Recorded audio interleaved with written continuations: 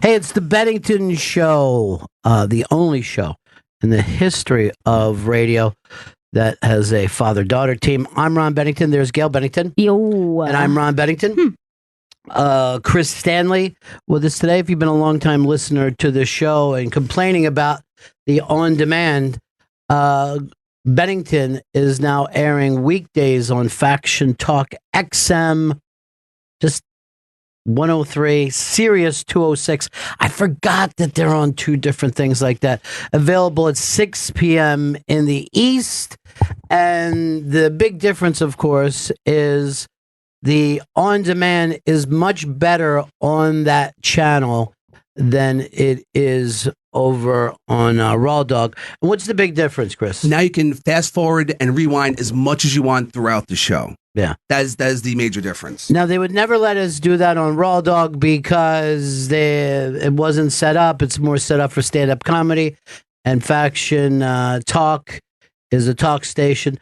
So you're on demand. If you're an on-demand listener, it is smarter to go over to Faction, put Bennington in the search, and it makes your listening experience so much better.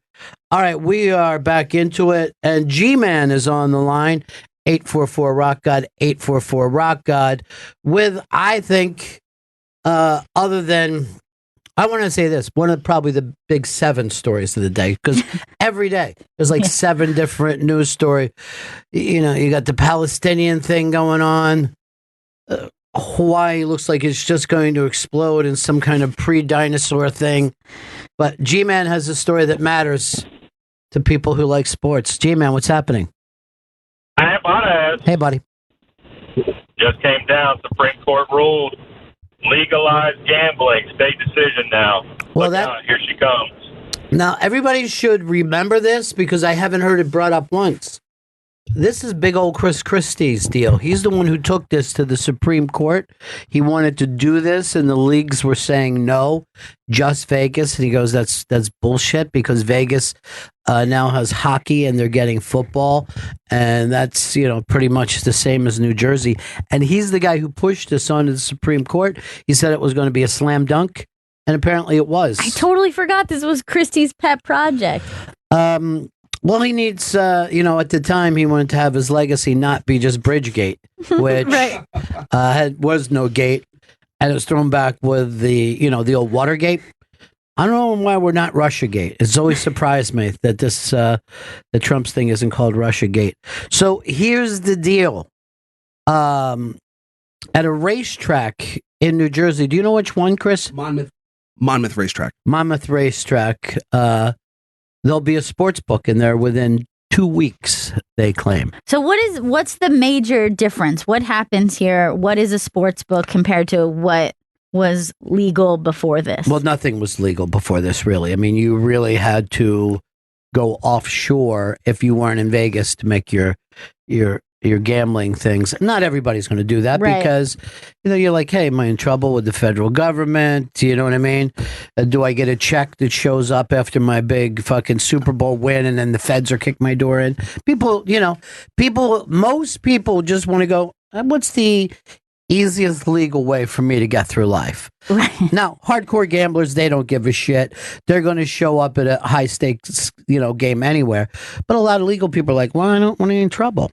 So you go into this sports book, and in Vegas, and the one that I always went to was the MGM Grand. Just consider a giant sports bar with TVs that you can make an incredible amount of bets on and do it legally, and it's all out front. And it turns Sunday into a completely different experience. Imagine you go to your local Hooters with all the TV sets, and the waitresses are like, would you like to put anything on this game? The thing that I like about it is because the only gambling that I've ever enjoyed is going to the horse races. So this kind of is similar in the way that it's like event based. You just like it makes an event more exciting as opposed to like slots or things that you're just like this feel like slot machines literally feel like you're throwing money away, and this feels like you're having an experience. Well, for some reason, and I mean, we all sit around and bet with our friends, or, look how many people do the March Madness and all that kind of stuff. You feel like it's an easy thing every Sunday to go, the Giants are going to lose to the Chargers. Fucking take it to the bank. And then Monday, you're like, I should have seen that the Chargers were coming off of this. You know what I mean? But overall, football for years has said, oh, this is going to lead to blah, blah, yeah. But the fact of the matter is, England has been doing this forever. You can make a bet on the sex of the royal baby. You could have bet Trump and gotten decent odds. You know what I mean? Like, that place hasn't pulled apart. Now, does that mean that some people will be hurt? Oh, terribly. Right. Some families are going to suffer. That's just the way life works. Right, though. because just like you said, there's people who are going to always be on the outskirts. So whether it's legal or illegal, they will seek out gambling because that's what they do. But then there's going to be just regular type folks who didn't have access to that, who now will go, this is a way to spend my day. I guarantee you, anyone who's ever lived close to an Indian casino has told you, oh, the people that had a restaurant there for years, they lost it because the dad ended up being a degenerate gambler, and he didn't know it until they put a casino in next door. That happened in my town when Atlantic City came up. 2 businesses went under that had been there a long time. But, adults are doing adult stuff. It's up to them how they bet, how they gamble. Now, is there pros to making it legal, like the way people talk about legalizing weed, legalizing prostitution, because it's a safer option for people? Sure. Is there pros to that for gambling? Yeah. I mean, there's always pros to letting adults do what they want to do and not making it illegal. Right. Because families have been destroyed because dad went down to the fucking seedy side of town and got busted. Where wouldn't it be a little easier on everybody if he just went to a nice, clean place, had his dick looked at, and then went in and had sex and was out of there? Yes. I'm going to guess 7 minutes later. There's pros and cons to everything. Like, for instance, nobody wants to go to a sports book if they could do it on their phone. And I don't want to say this is a slippery slope, but wouldn't rather going to a sports book when you just rather be in your own home, be able to look down at your phone and go, beep, I want to do this. Yeah. Beep, I want to bet this. I think that, for horse racing, it's like the Naira website, like you have an account, and it becomes incredibly easy. Because then it never feels like real money. It's like you just I'll say I'll bet this. But look, when it comes to sports racing, look how small sports racing is compared to the NBA. Like, most of us that don't follow sports racing will only follow it because there's gambling that you could do. The NBA you watch for fun. Right. Baseball you watch for fun, and because you're probably a Nats fan or a Cubs fan, and it gives you a little extra juice during the game. But why say that it has to be limited to the outcome of the game? The real fun of going to a game with your friends is when you go $5 says that the next fucking pitch is, a ball. And you could just spit and pass money back and forth the entire time. All of a sudden you look down, you're like, I'm up 50. I really want to leave now. But it came in quick.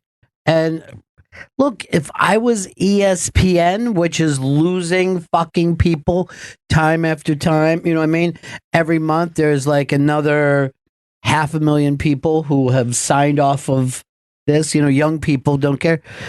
If you could turn that into, seriously, here's the way to bet. It seems like fantasy football has fallen off in the last couple of years. Oh yes, it has. It peaked 2 years ago. Is when it was it was everywhere, and now it's fallen off big time. And now that sports gambling's legal, I find that very fun because I've never even been to a sports book on a Sunday, so I'm looking forward to that. Well, going back to fantasy, if suddenly you can win serious money with your fantasy betting. Right. You know what I mean? Maybe more people be watching.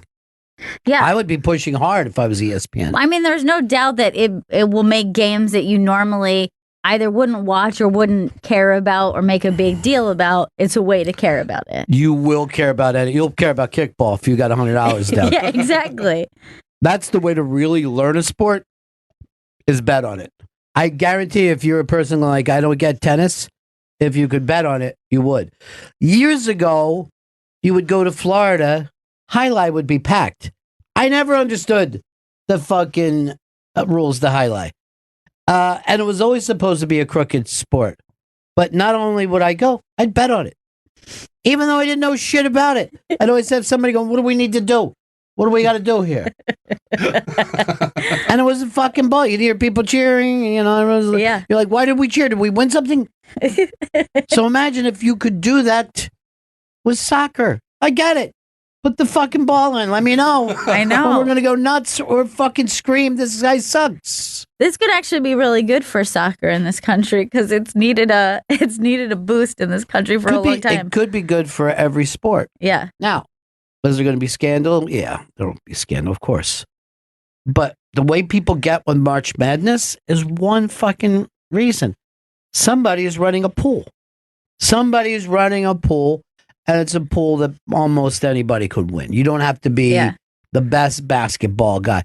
Some, like, you'll watch ESPN, guys that do nothing but watch college basketball are like, well, my fucking whole bracket's ruined. I wouldn't mind betting on this whole fucking Gaza Strip here. This Gaza fucking Israel thing.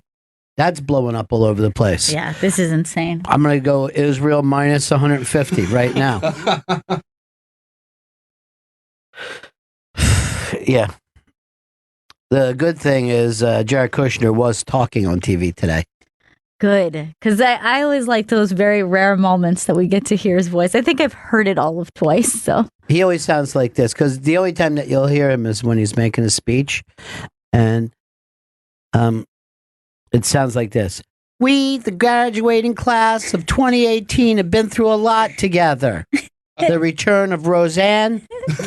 What? It's always so funny in those things where, like, they tell you, like, here's the thing that we all care about at school, and everyone's like, what? no, I don't care about that. The fact that the Eagles won the Super Bowl. We said goodbye to the first Negro president and hello to the first real estate president. Kids are like, so fucking hot. This is dumb. Please stop trying to sum up our lives. Yeah, I know. We will look back in these years with a matter of confusion. Our false memories will make us think we did a lot worse or a lot better, depending on your own personality. There's always some girl that you wish you got some bare tit off of. But she went out with a douche, bro. Did he say bare tit? And who will forget the year that the algebra teacher went down on the jock? And that made national news. Get him off the stage. The last 4 years have seen so many school shootings, none at our own school, Dullsville High. The fucking one kid. Did you ever do this? Because this was this. I was like this watching mine. Who's this fucking I was dude? just going to say that. That's never a person you know because it's usually somebody who succeeds in school. So they don't have a lot of friends or social You're always life. like this. Who's the Korean girl talking? She's kind of fucking hot. How'd I miss her? She goes here? Well, she comes here first thing in the morning and then she takes college courses.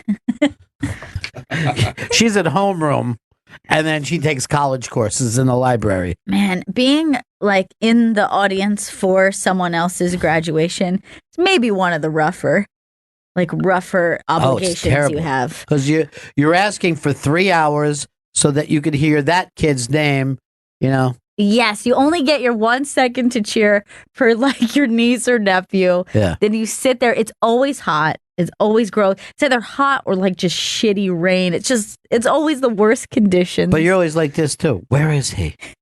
Where's Nikki at? He's sitting up there in the right-hand corner. I've been fucking staring at the right-hand corner. I don't see him. Because you've taken all the kids and you put bags over them so you don't recognize anybody. You can't even tell that they're humans. It's like so significant to them. But to you, you're like, I really don't give a shit about any of these people. Who could forget the deadly volcano in Hawaii? Hawaii. And they're always like this. They're saying that if you didn't pay off your library books, your diploma's not even going to be in there. Seems like a lot to write on one little thing. I, for one, don't know where my diploma is or if I ever had it. What they should do is hand out a passport. Here's your passport. You'll be able to travel abroad now. Congratulations. Everybody's fucking hungry, a little hungover. Some of us drank and smoked weed on the way here. Those kids hate me. In my college graduation, a friend of ours shit his pants as he was getting his diploma because he was that hungover. And there was video, somebody had been taping, obviously, the whole event. So we spent a lot of time rewinding and watching the moment that you see his eyes widen and then he just starts to do quick steps off the stage. Did he just keep going right out the door? It's just so perfect. And who could forget the time that Dusty LaRue shit himself the second he was handed his diploma? Oh, Dusty. Dusty LaRue. Now, if we could take a moment for the 4 kids that were killed coming back from the Jersey Shore, hit by a train. They live on in our hearts. And then they'll always bring up some as Beyonce ruled all of our playlist. The Avengers. What? What are you talking about? Stop. We all would get home after a late night of studying and play Fortnite. Huh? What are you fucking talking about? As Rudy Giuliani did his best to stop the Mueller campaign against our president. And if we could all take a moment to remember Jesus in our lives. I, for one, was saved after my parents were divorced because my mom turned out to be a prostitute. Oh my God. Literally. She takes money for sex, and some of it is anal. And that's sodomy. It's not just the gays who do sodomy. Apparently, it's most adults. Because a blowjob is sodomy too, and so is cunnilingus. So, good thing. Everybody keep an eye on that if you want to go to heaven. Learning a lot. The guy that Trump had speak at the Gaza Strip today apparently said something bad about Mormons. I don't know what the fuck it was, but Mitt Romney wrote something. And it also saying that the Jews were literally on the highway to hell. Oh, God. And then he's the one who was in Israel reading this off. The fucking Trumps, whether you're for them or against them, you got to admit, they don't vet anybody. No. Nobody takes the time to fucking go back and check out anything. Well, that's what's great about all the firings is it's always we just found out this person's not right for the job. There wasn't much thought about it beforehand. Yeah. But once they catch the problem, they take care of it. You got to give it to them. This is so the guy's name is Robert Jeffries. And this is what Robert Jeffries has said in the past, according to Mitt Romney. Robert Jeffries says, you can't be saved by being a Jew, and Mormonism is hearsay from the pit of hell. No, I don't. Quite frankly, I don't disagree with anything. It's from the pit of hell. Those assholes know exactly what they are. Anyway, thank you, and good luck to Israel. Well, I have had friends that said, born again friends. A friend of mine was in a car accident, and he thought he did some kind of, as he's laying there, Jesus, if you will get me through this, I'll give him my, people do that. So then he's the one, so he gets turned into a Christian, and right away he's into it hardcore. And then he says to me, now the Jews are the chosen people. They go straight to heaven. I go, even if they've sinned, doesn't matter. They're going straight to heaven. I go, then why are you wasting your time becoming a Christian? Why don't you go sign up to be a Jew? And boom, you're done from that point on. It's like going to the airport. Just go through. You've already passed that. Did he thing. have any realization when you said it? Like, shit. He was like, I really like all the stuff I'm doing now with everybody crying and hugging each other. He goes, it's a lot. It's pretty exciting. Boo doo doo doo doo doo doo.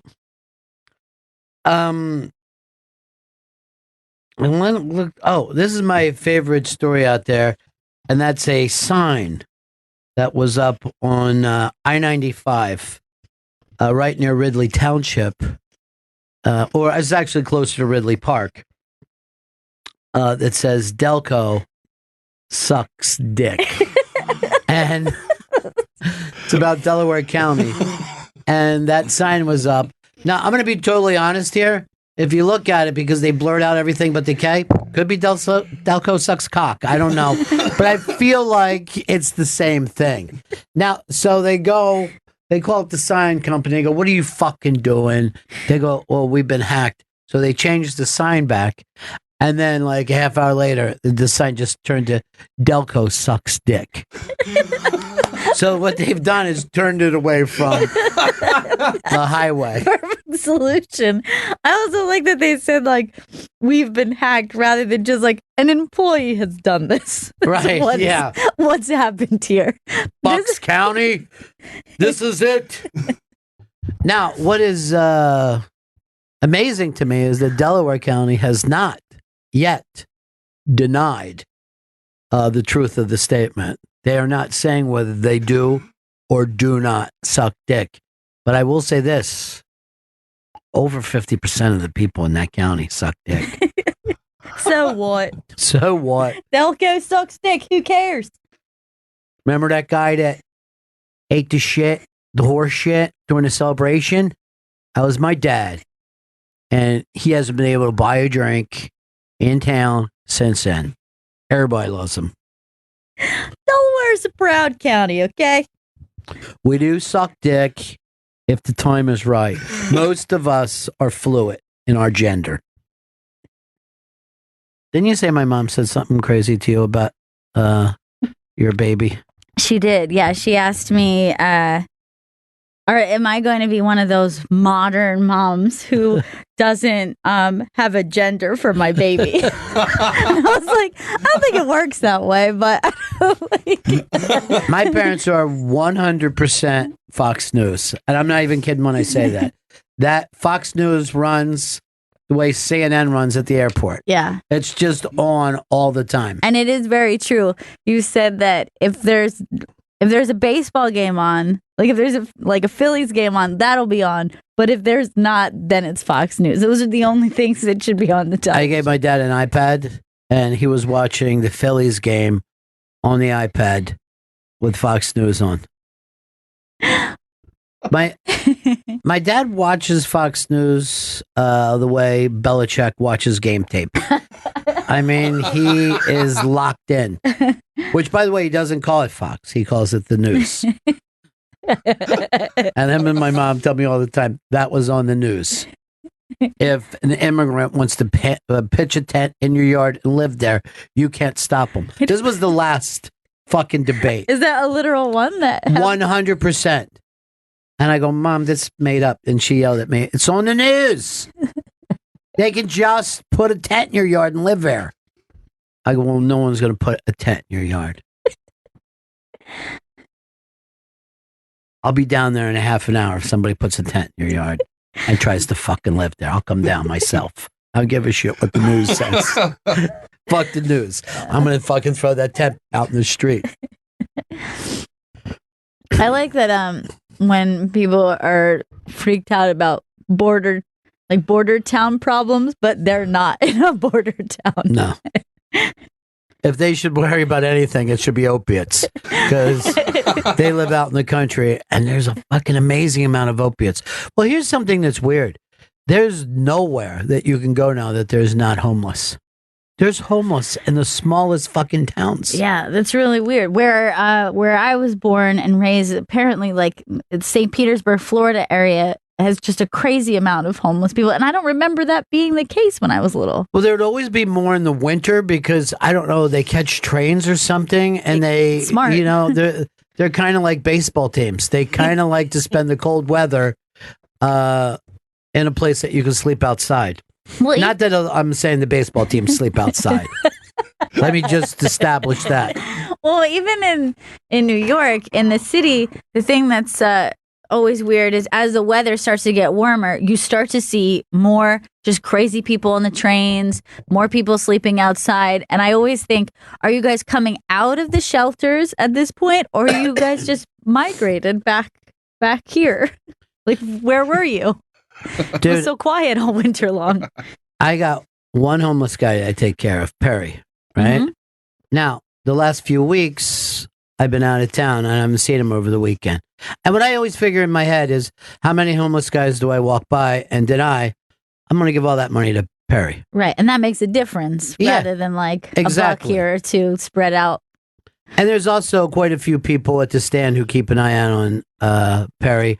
And I'm talking about hostesses and waitresses, not necessarily comedians. So I've been, in Austin, and then I did the gigs over in Jersey, and I was up in Connecticut before that. So I haven't been down to the stand as much lately. I'm in there the other night. I'm talking to Jessie. She's the hostess at the front. She's on a big movie role, everybody. Oh. As well as Aaron Berg has a role in a major motion picture. Oh, that's awesome. And I'm talking to her, and Perry, the homeless guy who's normally in front of the 7-Eleven, comes walking in the club looking for me. Oh, no. Which was weird. And he goes like this, Ron? And I'm like this, Perry. And he goes like this, I was worried I haven't seen you for a while. And I go, I've been on the road, Perry. And then Perry says to me, you have some kind of radio show. Like he's remembered little facts now. Because after I finally, after throwing him my 7-Eleven water change for a while, I was like, Perry, what do you do? I started talking to him. So he only kind of remembers these facts. I go, yeah, I've been on the road a little bit. And he's like, oh, well, I'm trying to get a hamburger, which is what he says all the time. It's a good line. Because it's like it's one everybody uses. Yeah, but it's a good one because it's like there's a goal here and you can help me meet my goal. I think that the homeless people who are just like, I'm down on my luck, I can't get my medication, I was kicked out of I was like, that becomes an overwhelming thing. But if you tell me you're just trying to get something to eat, you're like, I can help with that. I don't like any of the funny signs. I'm not going to give anybody who goes, I'm not lying, I just want beer and hookers or something. Yeah. Or the United Weed Smokers Fund and all that kind of shit. No, you don't get it for that. I will give up money for anybody doing a little show. A song, a dance, you're going to get $1. Because I feel like you're trying to put on a performance. What about it's showtime on the train and they start breakdancing right next to your face? I don't like breakdancing. But I do like when they sing a cappella. Those guys I always like. And I also like a mariachi player, like anyone who's playing. They're a little loud. I'm going to be honest. They're a little loud. And I don't like the drummers. No, drummers are always 100% no. It's just beating on a paint bucket is not going to work for me. I always think it's too, is like if they're like 4 of them, that they all cover the train. You know what I mean? Like instead of one guy. Yeah. All of a sudden there's these guys everywhere. I'm like, no, thanks. No. Oh, you again? No.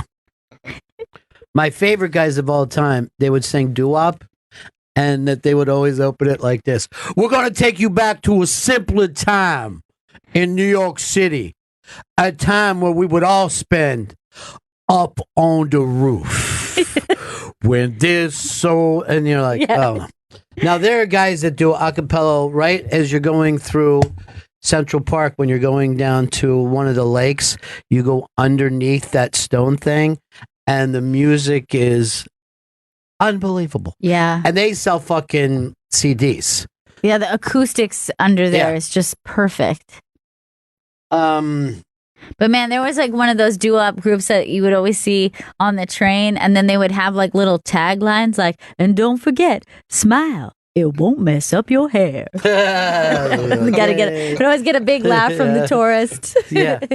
And then one day I was on the train, I was on my way here, and they were just like, we have some sad news.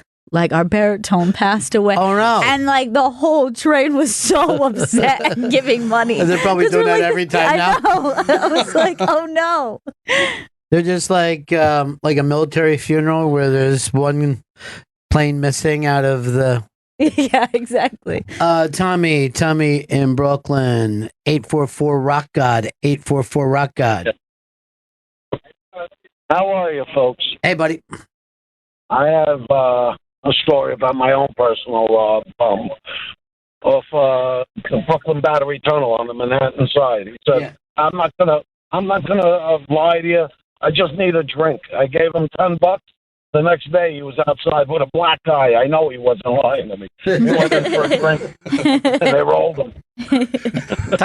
Tommy sounds like he played Flathead in the movie, in the Flathead movie. It's very true. All right, thanks, Tommy. Appreciate it. Jason in Minnesota. Jason. Hey guys, how's it going? Good. So, the high school me and my brother went to, our class sizes were both kind of around like 900 kids. So the graduation ceremony was like 5 hours long. And at my brother's graduation, there was twin brothers. One of them graduated and the other one didn't. So as his brother was locking up, he like went streaking, and it was like in the middle of the football field. And there's a video on YouTube. It's Burnsville 2007 graduation streaker, but kind of broke up the dullness of the graduation ceremony for sure.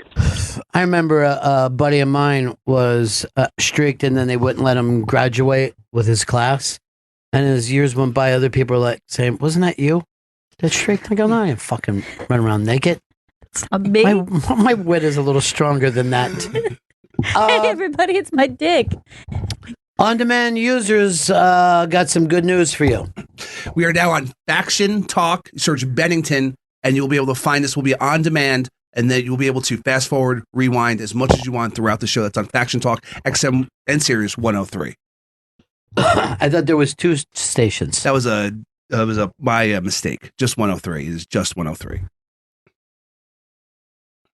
So I was given a list that was fake. It was my mistake. That's funny. You didn't say that at the time. You just let me say it like a fucking idiot. And then later, Vito, you've gotten a new position for yourself. You know what that is? What? How would you not know? You're going to be the guy who gets to plug the on-demand. Okay. Also, you can hear us there, not on 206, just XM. And you're saying XM 103. Both on Sirius X and XM. But it's not on your thing. Channel 103. You see why you got this, Vito? I understand why I have the position. 6 p.m. in the East, you will be able to hear the Bennington Show, which is the only father-daughter radio show in the history of radio. That's what got us in the Guinness Book of World Records. That's very exciting. And you can be better, but you can never be firster. That's what I like to say. I hung it up in my office. Do you know that there have been more people who've walked on the moon than have done a father-daughter radio show? Think about that. So, fuck Neil Armstrong and that gangly-ass daughter that he has. Dad! I saw you on the moon. It's awesome. Now everybody in the school has to fucking bow down to me. No, Charlotte, they don't. We're the Moon family, right? Moon family. Not the Moon family. Daddy just had a job to do. I took one small step for man. One giant leap for Charlotte. No, Charlotte. You're on XM 103 and Sirius 206. I heard Rod say it. No, Charlotte. Nobody corrected him by the time I switched off. Charlotte Armstrong is nothing like her dad. I've got into my room and post stuff right now online and bully people. No, Charlotte. No. Bullying's fun. So, Vito, you got your new plug ready? Yes, I do. And Chris, Yes. I don't want you to feel left out of this. Okay. So when Vito is doing the plug, you're listening quietly. Got it. That'll be your thing. I roll. You know what he is? He's like one of those kids that he says, yeah, I'll do the dishes, and he drops dishes until you're like, get out of there, Chris. Oh, yeah. Vito, get in here and do the dishes. He did this on purpose. He took the most important day of my life when we finally got the new on demand, and he fucked it in the ass. What? I got this from Don Wiki Wicklin. Faction Talk 103 on both Sirius and XM, not 206. Please shut that idiot up. So that's what we wanted. On the Don goes to bat for us. We get this thing. Let's make sure the first time we plug it is ridiculous. But now it's Vito's success. You got to pick it up, Vito. Vito, we're all counting on you, okay? I know the one channel. I know the on demand. I know the app. Why didn't you start with it? Why did this old drunk, this old degenerate gambler who can't wait to go to the sports book, why did he get the opportunity? Bum, bum, bum, bum, bum, bum. I guess the volcano is the big story out there, huh? Yeah, it's continuing to be an issue. It's continuing to be a volcano, as far as I can tell. What are they saying? The two fissures opened up? Is that the word that they're using? Yes, that there are like two more cracks or breaks in the volcano. But it's not near the, like, what you would think the volcano hole, what I think the scientists. This is like... Right. You know what? I'm going to explain this. We're going to be like, I think it's the lava that feeds into the volcano, you know, like these kind of like canals underneath. And then there's another break now, and it's oozing out now on two other surfaces than it was before. Lava juice everywhere. Yeah. But they're expecting or fearing an explosion at the regular volcano hole. Now, they also said this, there's a power plant nearby. And I go, I'm not going to tell the people of Hawaii where to put their power plants. I believe in states' rights.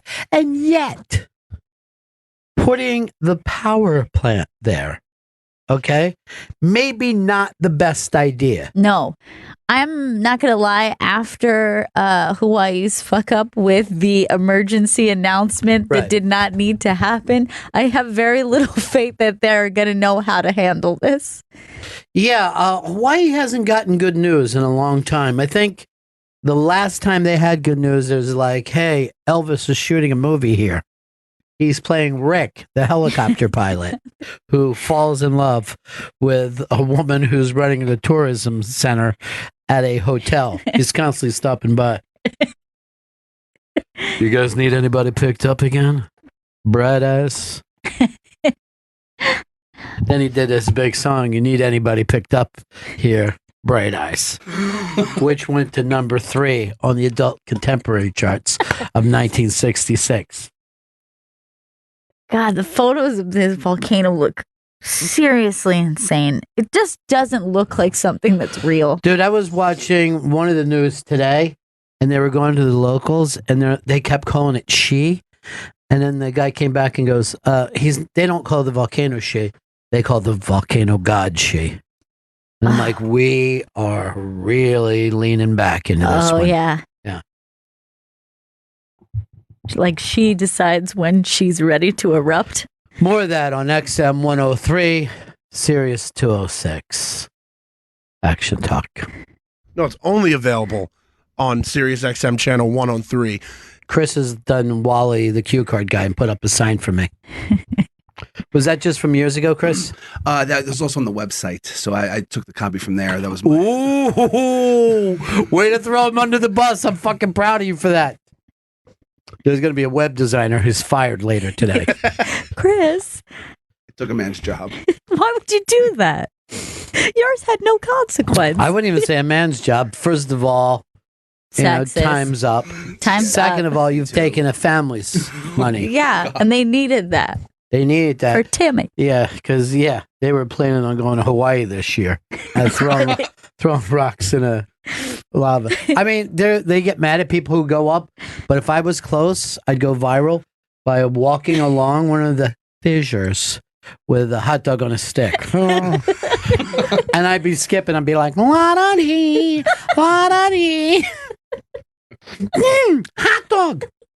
That would be my big fun thing. Or take a piss down in it. Hey, look at this steam. Press like and send it on to some friends of yours. I think that's what you do on YouTube. I don't know exactly. You press Click like, below. Vito? Hey, you could thumbs up, thumbs down. Okay. Click below to subscribe.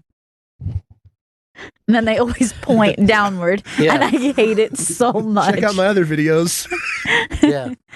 Check out my other videos where I throw a bowling ball into a volcano. A lot of these are volcano related. Yeah, you go with what you have. Wait a minute. Why does it say VCR over your... Because it's Vito Calise Reviews.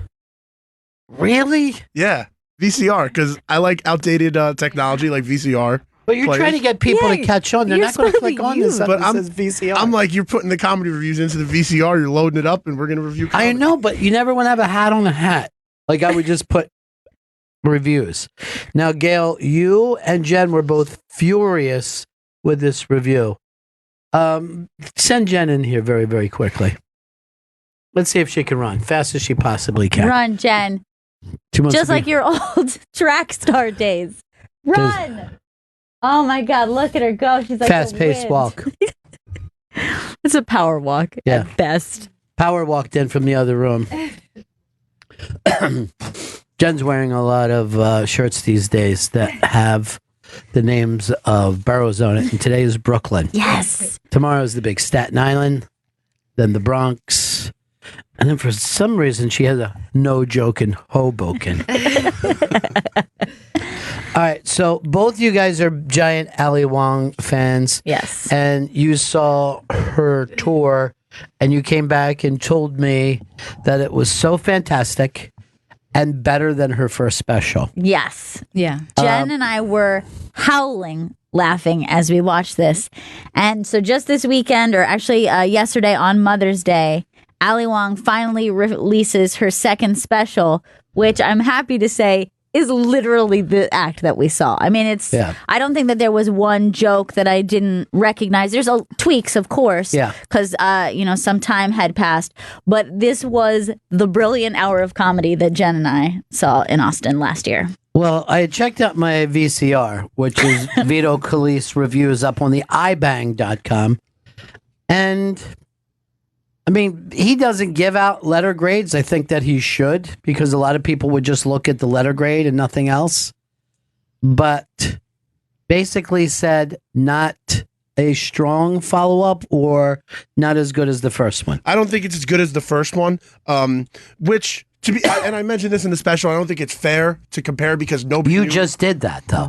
But if it's not fair, you don't have to. You could have graded this on its own merit, and you chose to do it on a special. Like, let's face it, she caught you by surprise the first time. She caught us by surprise the first Not us. I saw it coming. She caught me by surprise the first one. And then this one, like, I thought it had some good moments. I just didn't think it was all that special. I think it was a little too soon, maybe, to release a new one. There was some, 2 years? 2 years. Yeah, I'm not a big fan of the every year or 2 year special coming out. How long should a special be? 3 to 5 years. And yet you're willing to have a comic book movie come out once a month. Yeah, maybe 3 comic book movies per year. Per year? Per year. No, that would be 12. Here's what I'm saying to you. Instead of him saying, oh, I have this feeling about specials, why not just review it for what it was? And you both thought it was tremendous. I think it was fantastic. And, if you are going to sit there and compare it to the first one, I think it's a perfect follow-up. I think it's her deepening her voice. And to follow up for a special that good and then be able to just kill for an hour, I was shocked. I was absolutely shocked. I think it's hilarious that she was so pregnant again. She's very pregnant and doesn't really mention it, which is so funny. Oh, really? Yeah, so the big focus on this is like the end of the last pregnancy and being a new mom and being also a wife who now is super successful and more successful than her husband, which is kind of a follow-up to, in her first special, her whole thing is like, I just want to be a prize. I want to sit around at home. And now because of the first special being such a smash hit, she's the breadwinner. And she's like, this is not the life that I had chosen for myself. So it's just kind of like her beginning experiences with celebrity, too. I think the two people that have most enjoyed success because of Netflix is Ali Wong and Tom Segura. Yes. Those are the two who I think have rolled this into some next level shit. Not necessarily some of the people who were already there, like, whether it's a Chappelle, right, a Gerard Seinfeld. And I think those two people are that's the exact dream people who are chasing, who want to get a Netflix deal. They want a situation where it's like, I've been working a long time. I've been doing comedy a long time. I have great material. I just don't have a platform. And then all of a sudden Netflix shows up and people see your name every time they turn on Netflix. But I think the difference is they've clogged up Netflix now with some of the more established people that you don't get around to.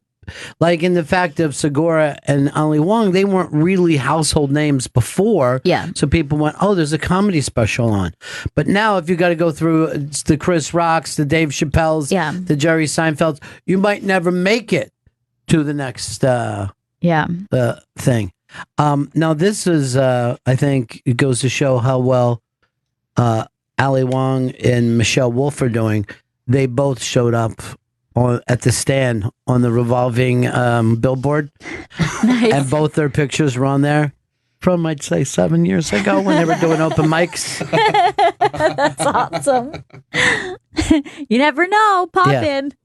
I think there are things about the special that are good. Like, I like the way it was shot. I really like the editing of the special. Who sits around and talks about that? I think it's important to look at because like specials get so fucking generic because so many come out per year that when something like pops out that I see in a special. So what you're saying is something that Ali Wong had no control over is what you enjoyed. I wouldn't say that's really an insult. I wouldn't say she wouldn't have control with it because I'm pretty sure you're part of the process. And you're wrong about that. They're never going like, hey, where do you think we should put the cameras? Can I tell you, to me, it's laugh after laugh nonstop for an hour, just like the first one was. Right. So you're getting a follow-up of that. But there's a bit within that I will not give away because it's just come out yesterday. I encourage everyone to watch it on Netflix.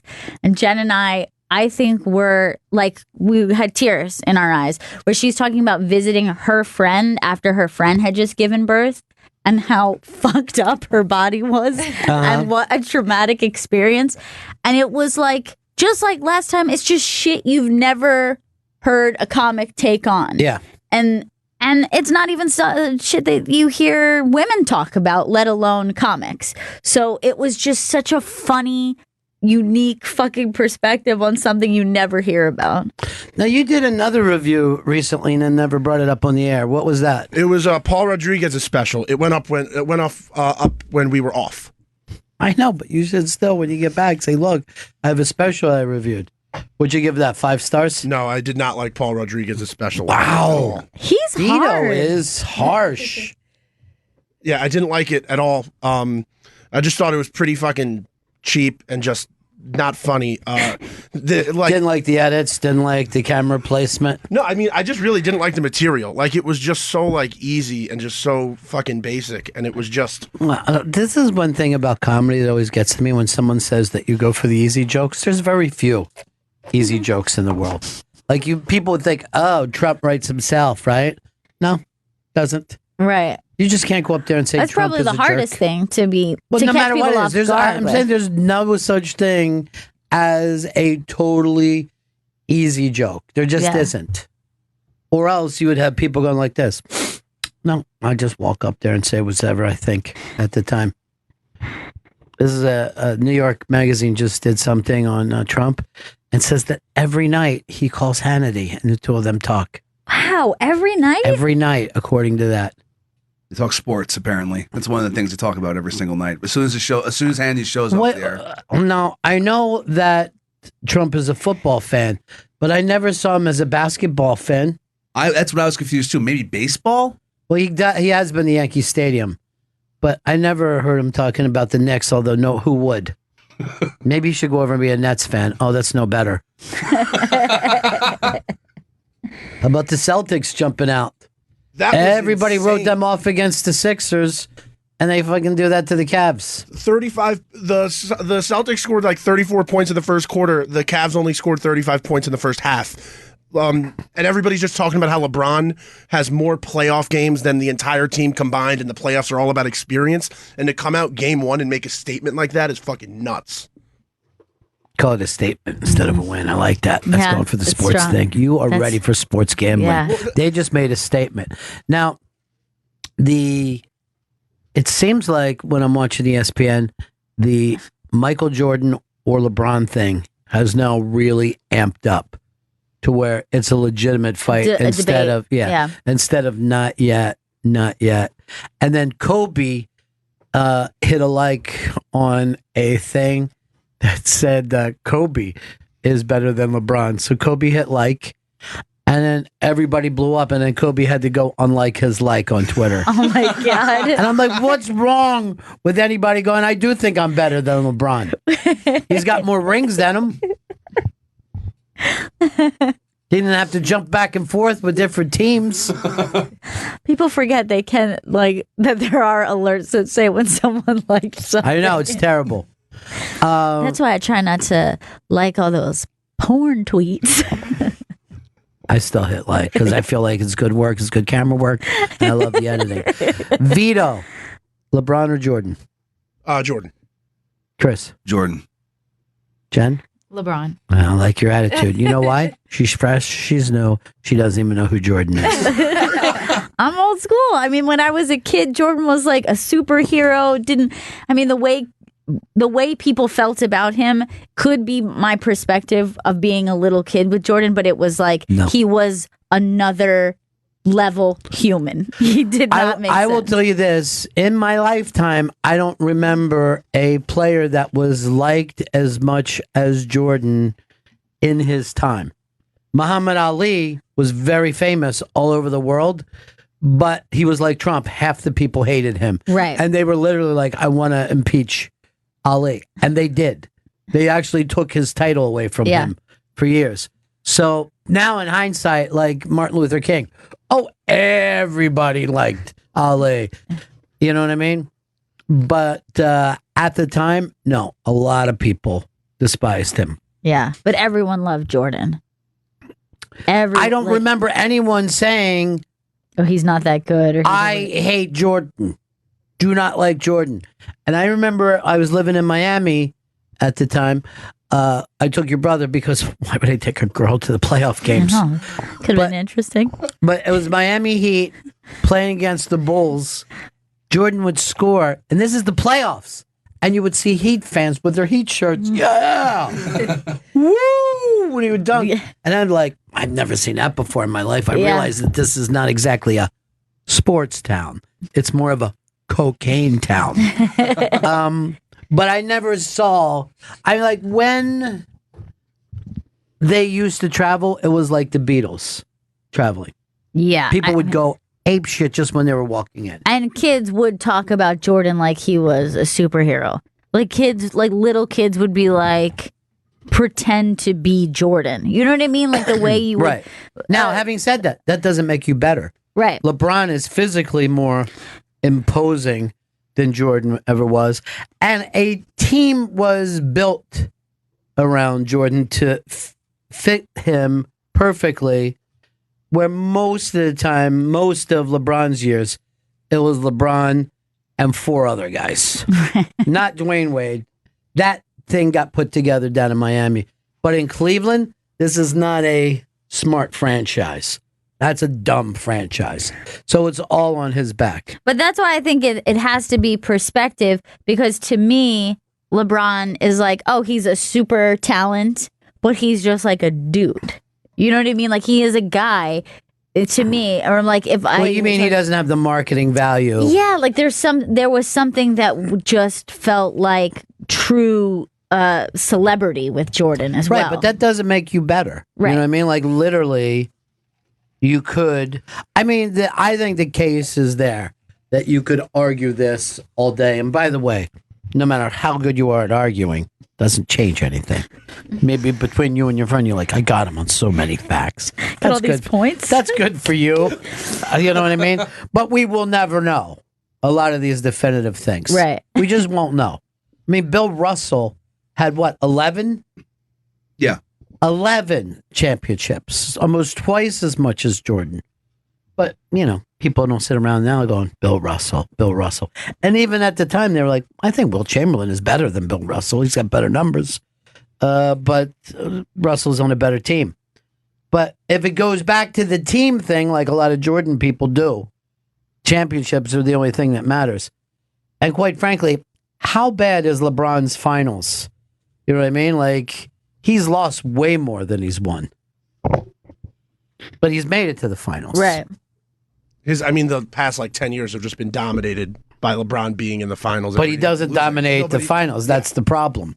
As you sit around and brag about him getting to the finals, then that next thing, like I would say winning a championship seemed like it was more important to Jordan than it does to LeBron. He had the killer instinct. The stories about LeBron come out like he wants to play with his friends and have like a fun time playing basketball. He wants to win a championship, but Jordan definitely wanted it more, without a doubt. There's actually a banana boat conspiracy. There's a picture of LeBron on a banana boat with 3 of his friends, and everybody has said that like the dream for LeBron is to get this banana boat onto a fucking starting. Why don't you tell us who the banana boat is? It's like him, Chris Paul, and I can't remember who the third person is. On the first thing back.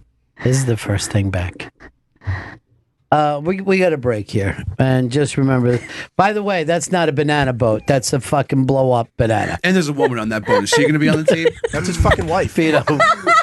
Yes, Vito. That's why the banana boat doesn't. But make sense. I like the infamous idea, like, there's the banana boat theory going It's around. not a boat. That's a blow up. That's a pool toy. Are they riding it like a boat? No, they're riding it like it's a blow up banana. I got this. If I'm on an inner tube, is that a boat? Because it's floating. I'm not gonna listen to anything that Vito says. He has now. a point. Everyone needs a hype man on the banana boat leading the way. And then he's going like this. That's his wife, Chris. He's like, is this woman going to be on the team? Now, by the way, as dumb as he is, I had to hand him over the thing because what you called a webmaster, according to you. Bennington's now airing weekdays on Faction Talk, Channel 103, 6 p.m. East. And the important part of that is not, that we're now on the better on demand where you can go anywhere in the show and pick it up. You don't always have to start at the beginning of the show. All right, let's. Bennington Show is back. Ron and Gail Bennington, the only father-daughter radio show in the history of radio. You can now hear us every day, 6 p.m. in the East on Faction Talk, Channel 103. And for on-demand listeners, it's a much better on-demand than the Raw Dog channel is. So make sure that you go there for your on-demand needs. You just put in Bennington and you're off to the races. That's very exciting. I know people have been asking for it for a long time. Once you have that like modern technology. Yeah, once you have one thing, you're like, you can never go backwards. Yeah. Now, I still have an old tube TV that is black and white, and I'm going to tell you it's good enough for me. I see the same shows you watch, and I'm off the grid completely. I still have rabbit ear antennas. And people are writing, will you ever be live over there? Absolutely, we're going to be live over there. I honestly think it could be a much better lifestyle for myself, starting at 6 o'clock at night rather than noon. Oh, the sleep that you can I get. had to be woken up to do a noon show today. Did you? Yes, I had to scramble to get here at noon. Not exactly what I would call an up and at 'em kind of guy. I've always been a late night guy, never been a early to bed, early to. I mean, if I'm in bed early, I'm vicious, I'm horribly sick, or I've been shot. Right. That's the only two ways that I lay down early. I did not get good sleep last night because I had a nightmare that just like haunted me and woke me up. And I won't get into it because like I know there's nothing more annoying than someone like picking apart a dream and being like, what do you think that part means?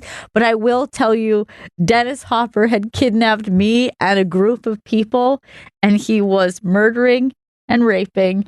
And he was like a terror. And it was like a thing where like the rape was like, good, he's not killing anyone. So everyone was just like trying to keep him happy all the time. It was fucking really scary. It was Dennis Hopper's actual life. He lived that way. But you know, here's the thing that should not scary. He's gone. He's dead. I know. So this is what happened. So in the dream, So you are going to tell the whole dream. No, but this is the end of the dream. You're right. At the very end, Yeah. when I started to figure things out, I said to myself, Dennis Hopper passed away. And as I said Dennis Hopper, I was like, right, because that's Dennis Hopper.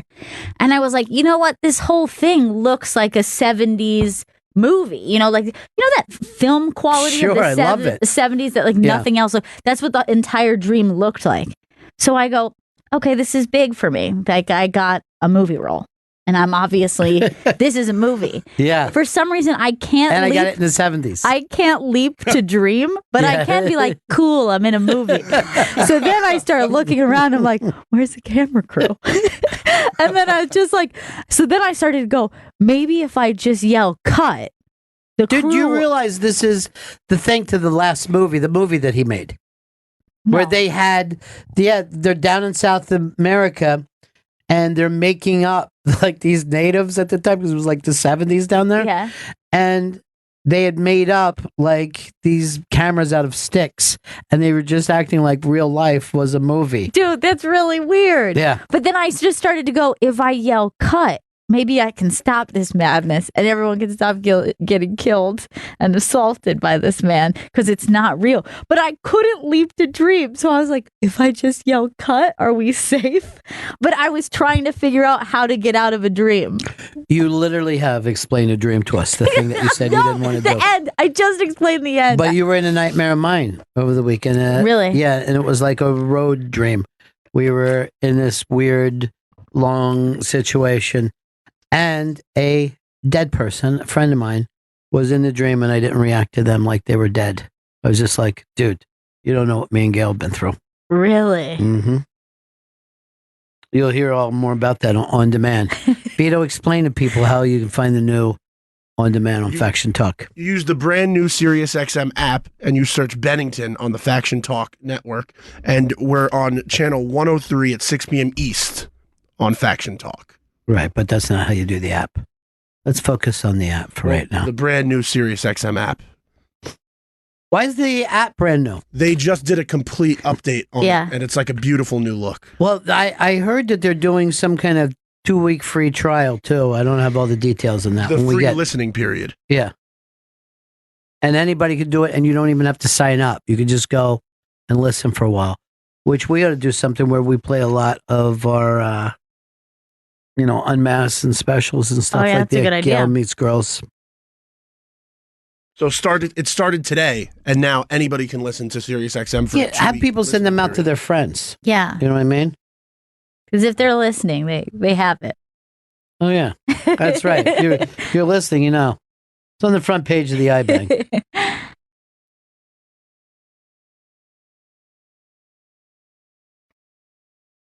Now I got a thing from Cam that I don't even understand at all. A text.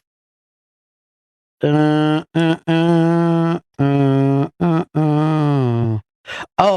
it's the lack of live rewinding that people have been bitching about. I see. Well, I wish I didn't ever jump into any of that. All right, Gail, what do you have there? I have a card that was dropped off and some gifts from Leslie, Vito's mom. So sweet. This is Something so for the baby? incredible. Yes. Congratulations, new mom to be. Because it was Mother's Day, but I wasn't fully allowed to celebrate because it's not official yet. You were allowed to 2/3 celebrate. Yes, exactly. This is so sweet. Now, I know that she was upset at you because you told her not to buy gifts. I said, why would you buy something before the baby's born? Because I didn't understand that people bought gifts before the pregnancy. He didn't realize how it worked, and he told her it would be inappropriate, and then she started to hear people giving me gifts, and she was very upset. Why do you tell her bad stuff, Vito? I know. Oh my God. What the? This is so ridiculously cute. This is adorable. This is like the cutest thing I've ever seen. This is like for a little Latina baby. I mean, it is. I'm going to describe it as it is like a baby cha-cha dress. It's the cutest thing I've ever seen. That is unbelievable. Oh my God. Leslie, this is so adorable. She was pretty excited about it. Yeah, who isn't going to be excited about a baby's cha-cha dress? Please let these Seriously. please let these be cha-cha heels. Or a little tuxedo in case she meets another baby. Right. Plus, I'm not giving the baby a gender. I'm a modern parent. Don't get my mom upset, please. Oh my God. She picked the cutest stuff. This is so adorable. You know why? Because she was a Studio 54 girl. I know. She's so fashionable. This is what she would have worn to the club. This is so sweet. Thank you, Leslie. We love you so much. Vito's mom is actually the best. She's going to be very happy you have it now. I've been getting texts all day if you received it. Why don't you just have her come in? I know. She's so great. Anytime she wants to come in, she can do the show with us. She's literally the most charming person. All it takes is a cha-cha dress to become a regular. I didn't know that had the name cha-cha dress. Yes.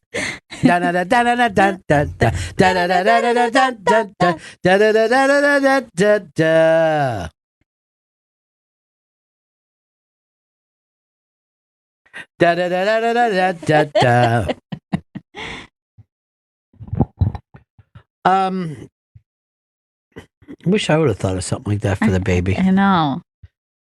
You took us out for a Mother's Day brunch yesterday. Yes.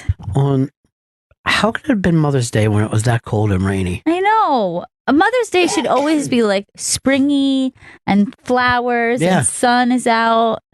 And everyone, like, that's the best thing in the city is you look at people and they're walking to go meet their moms and they're all carrying flowers on their way. Everyone on the train always has like a bouquet of flowers. It's so cute. You know what's really cute in the city is Thanksgiving. Everybody has a side dish. Also, Super Bowl. Super Bowl, you just see people walking down the street with side dishes. With just aluminum foil over covered dishes. Very excited to bring my special dip. This dip is famous. All my friends love it. It's not that famous then. If it's just you and your friends know about Shut up, Chris. Just say it. You're saying it's Say famous in their world. You know that there's things that are famous in your world. Yeah, people say my famous all the time. When you shoot pool with Chris, he's always acting like some of his shots are talked about for you. And I'm like, maybe in a small circle of friends. I can't put the cha-cha dress down. I know, I love the cha-cha so dress. Cute. It's so cute. You should swallow it right now and have that baby wear it. So she's wearing it when she comes out. What was the girl who dressed like that in Greece's name? Cha-Cha de Gregorio. And she didn't. Did she even have any lines? She said she's the best dancer at St. Bernadette's. And that was pretty much it. Yeah.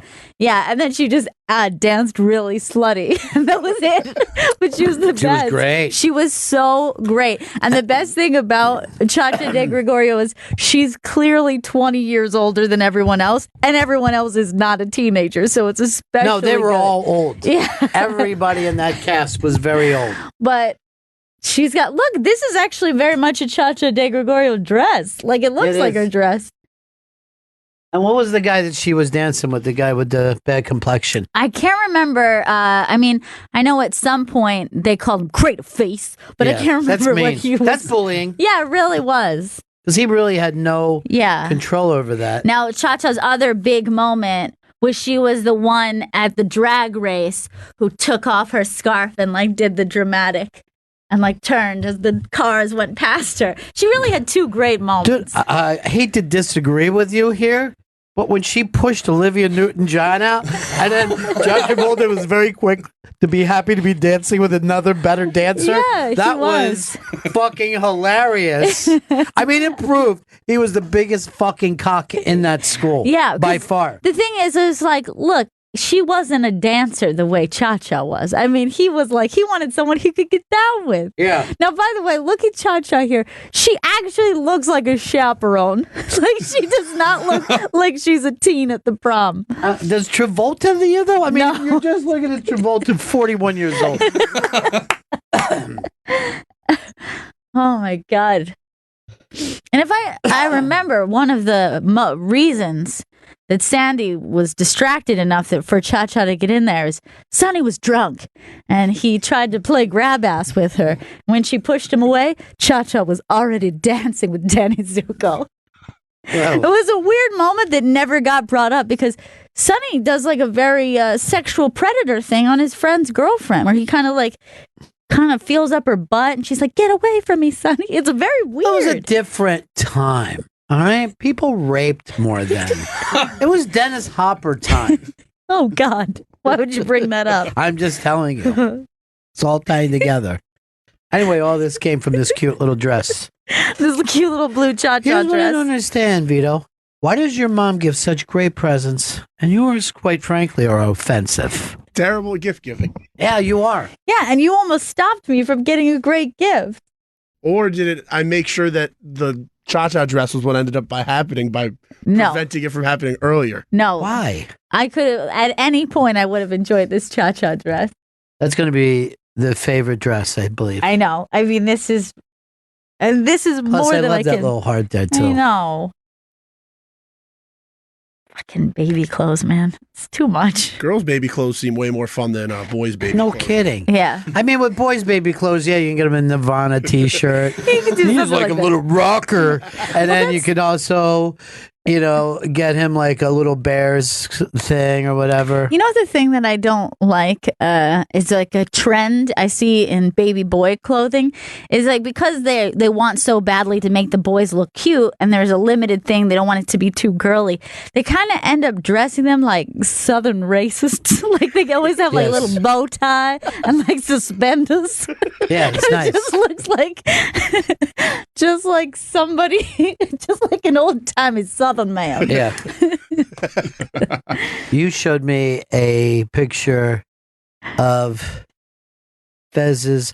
Would that be a great nephew? I guess it is. Yeah. His nieces. And you're like, look who's looking more like Fez. And I'm like, oh my God. Yes, he It is looks a little like Fez when I met him. mini Fez. It's Yeah. so cute. I think when I met Fez was 18. That's how far back we go. And that kid who didn't look like him before, I know. they all come to look. I The know. Watleys look the same. There is a Watley face stamp. There's a Watley gene. Yeah. Boy or girl, doesn't matter. Watley face stamp. Well, I don't have to tell you that, Vito. You're Italian. You know how it goes. Get it. Mean reviewer. Yeah, I know. And Tough. really hard on someone who Here's I what I think, like when people go, what do you think of Vito's reviews? I go, they're tough, but they're unfair. That's why he's my favorite reviewer. I don't have a favorite movie reviewer. right now. I don't have one. No. It seems to be impossible. Anytime that I kind of stumble across one, I end up getting a little frustrated. Like, I don't have a reviewer right now that I enjoy their takes, their hot takes. I was watching something. Maybe it was a clip of the Kimmel show. I forget what it was.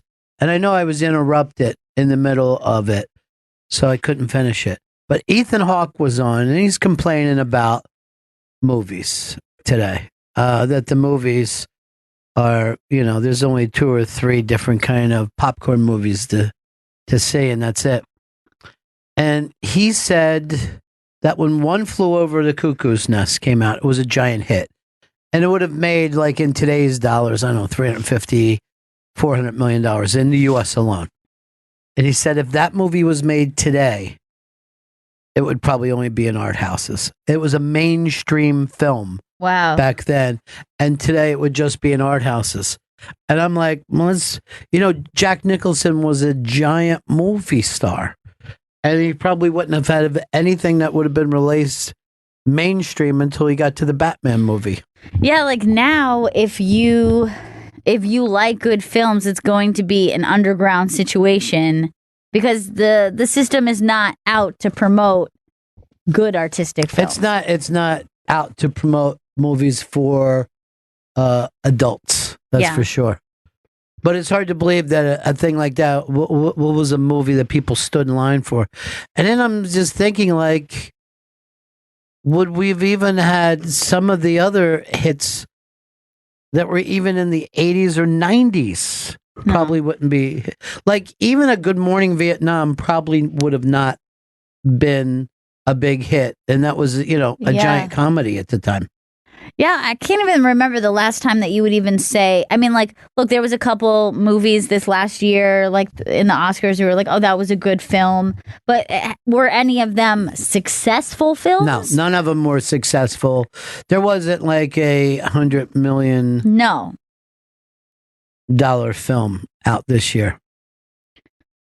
Sade, you're on the Bennington. Hey. Hi, everybody.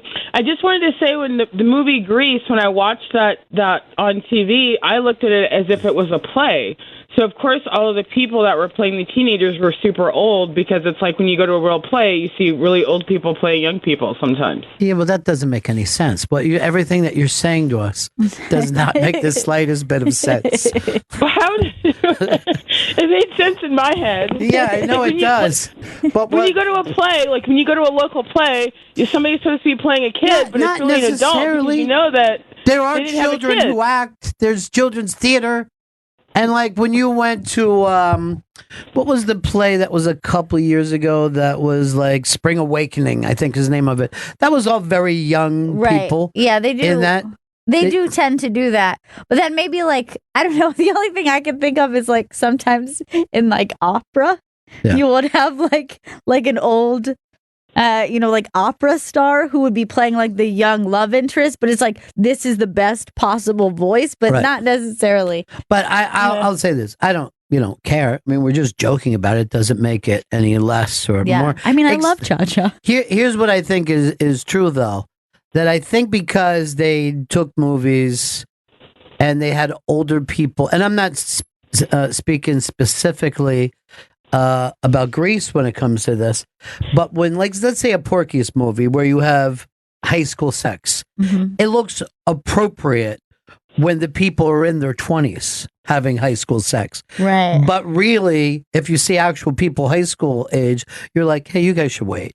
You know what I mean? Right. And if they put that in a movie like they did Kids, you're like, oh, this is less comfortable. But when you have older people playing high school, it looks like, they should be banging. Yeah, that's a good point. Because like most people in high school, when you look at them now, you look at like high school students, you're like, oh, that looks like a baby to me. Yeah. Like that looks like a little baby. Yeah. Well, what about during the 80s when you had a bunch of kids in movies? That was the height of that. And the Corey Haims and all of them, weren't they teenagers at the time? For real? Corey Himes. Who does she mean? Corey Haim. Oh, You know no, what I I'm thought they saying. were fairly high school age, but the Breakfast Club, the bad guy was like 20 Right. some they were years all, old. They were all quite a bit Yeah. older. Yeah. And now, by the way, they look back at the Breakfast Club, even the people who were in it, and they're like, "Oh, we shouldn't have made that film." Yeah. And I'm like, I It's don't know. less Stop it. woke. But Yeah, you but know, why does everything have to be woke? Look, yeah, I agree. There are plenty of films that were made. There's tons of art that's made in the time period. The time moves on and ages, but then you can still look back and see the merit of that thing, even though you're like, oh, that, and then it becomes a time capsule, right? You're like, look at how that was normal at that time. But look at You don't have to scrub it. But also look at Goodfellas, right? There's not a single good person in that movie. You can watch movies about bad people. It doesn't mean, oh, we should go start our own mafia den. Does he want to stop in later? Yeah, I'll ask him. What did he want? I have no idea why he just ran away. But why did he even come in? I asked him to come down because of the new replay. I wanted to make sure that we're off to a quick start, and he's Oh, loading. we're already off to a poor start. We've got so many of the details wrong. People were even texting me during it. I'm not even going to bring it up anymore. Superman actress Margot Kidder passed away today, ages 69. She was the Lois Lane of the 70s, and there was a short period in the 70s that she was the it girl. If you go back to let's see, it was Spielberg, it was Brian De Palma, George Lucas, Martin Scorsese. I don't know who else was in that gang, but there was about 3 or 4 others. She was the hot girl that hung out with them. Yeah, because she had like that just angel face and like she's like big doe eyes. Yeah, but also she was a goer. She was a partier. She enjoyed herself. And then a couple years after Superman, she had some very Lindsay Lohan type stuff. And I always remember Richard Pryor when they were coming to him going, what do you think about Margot Kidder? Blah, blah, blah. And he's like, help her. She need help. He was just yelling like, don't, this isn't gossip. She's having some kind of she's troubled. True thing. So she passed away today.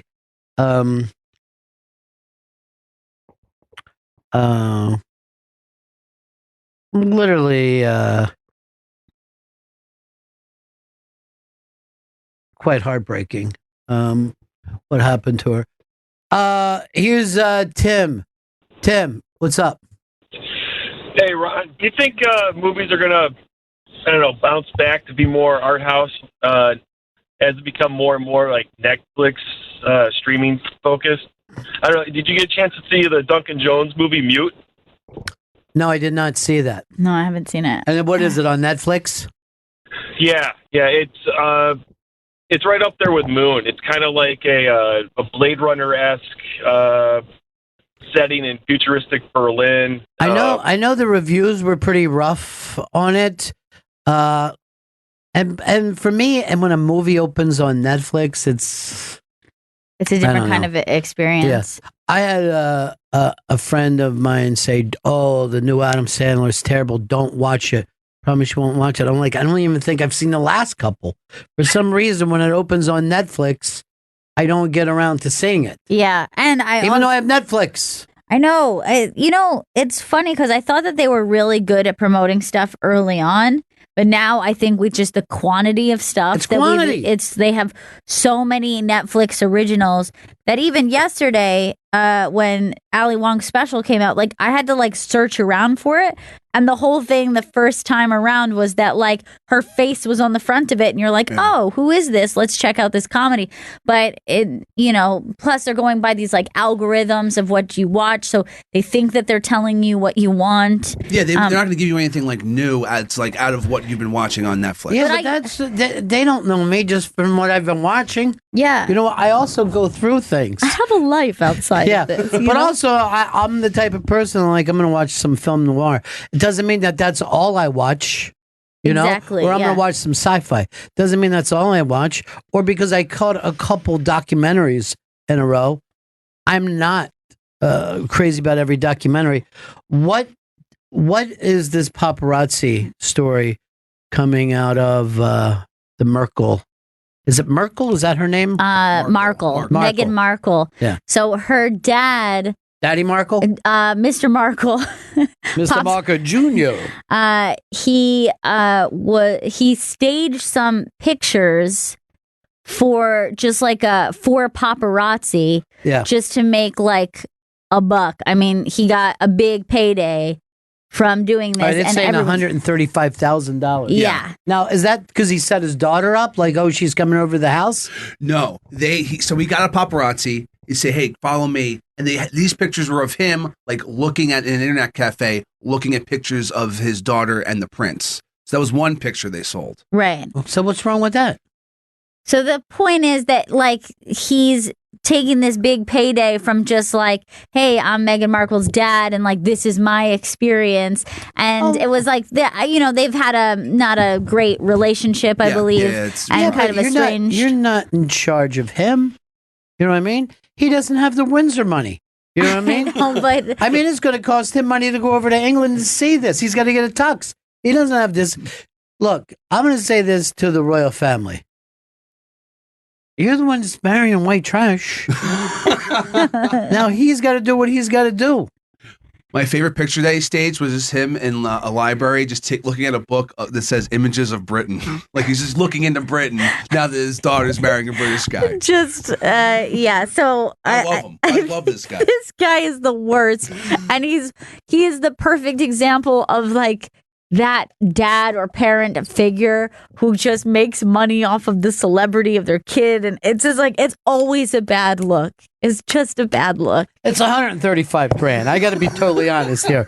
If he was doing this stuff for $500, but $135,000, yeah, I know. and this is going to be a short window. It's only to do with the marriage, just the lead up. Yeah, he's not going to be able to get this money a month from now. Yes, but he has he doesn't have a great relationship with her. He's also not in living her in life. a trailer. That's why she got to keep him close. Now he is going to be walking the aisle. He is giving her away. He should look up Images of Britain and try to get some shit going, just so he knows. I like the idea of the internet cafe. Like he can't afford internet. By the way, internet cafe is a cafe. It is not anything else. Dan, welcome. Dan, hello. Good to see you. Haven't heard from you in a while. It's great to be here. Well, Dan, I know that you're worried about yourself right now. Ron, I'm not feeling great. You know, Yeah. I'm nervous. I'm a wreck. I'm sweating. Now, for the Raw Dog listeners, tell everybody what you were doing. So, in addition to some other stuff in comedy and all the comedy channels, I was working on the Craig Ferguson show, which bowed out on Friday. Now, you were playing a character on there, I understand.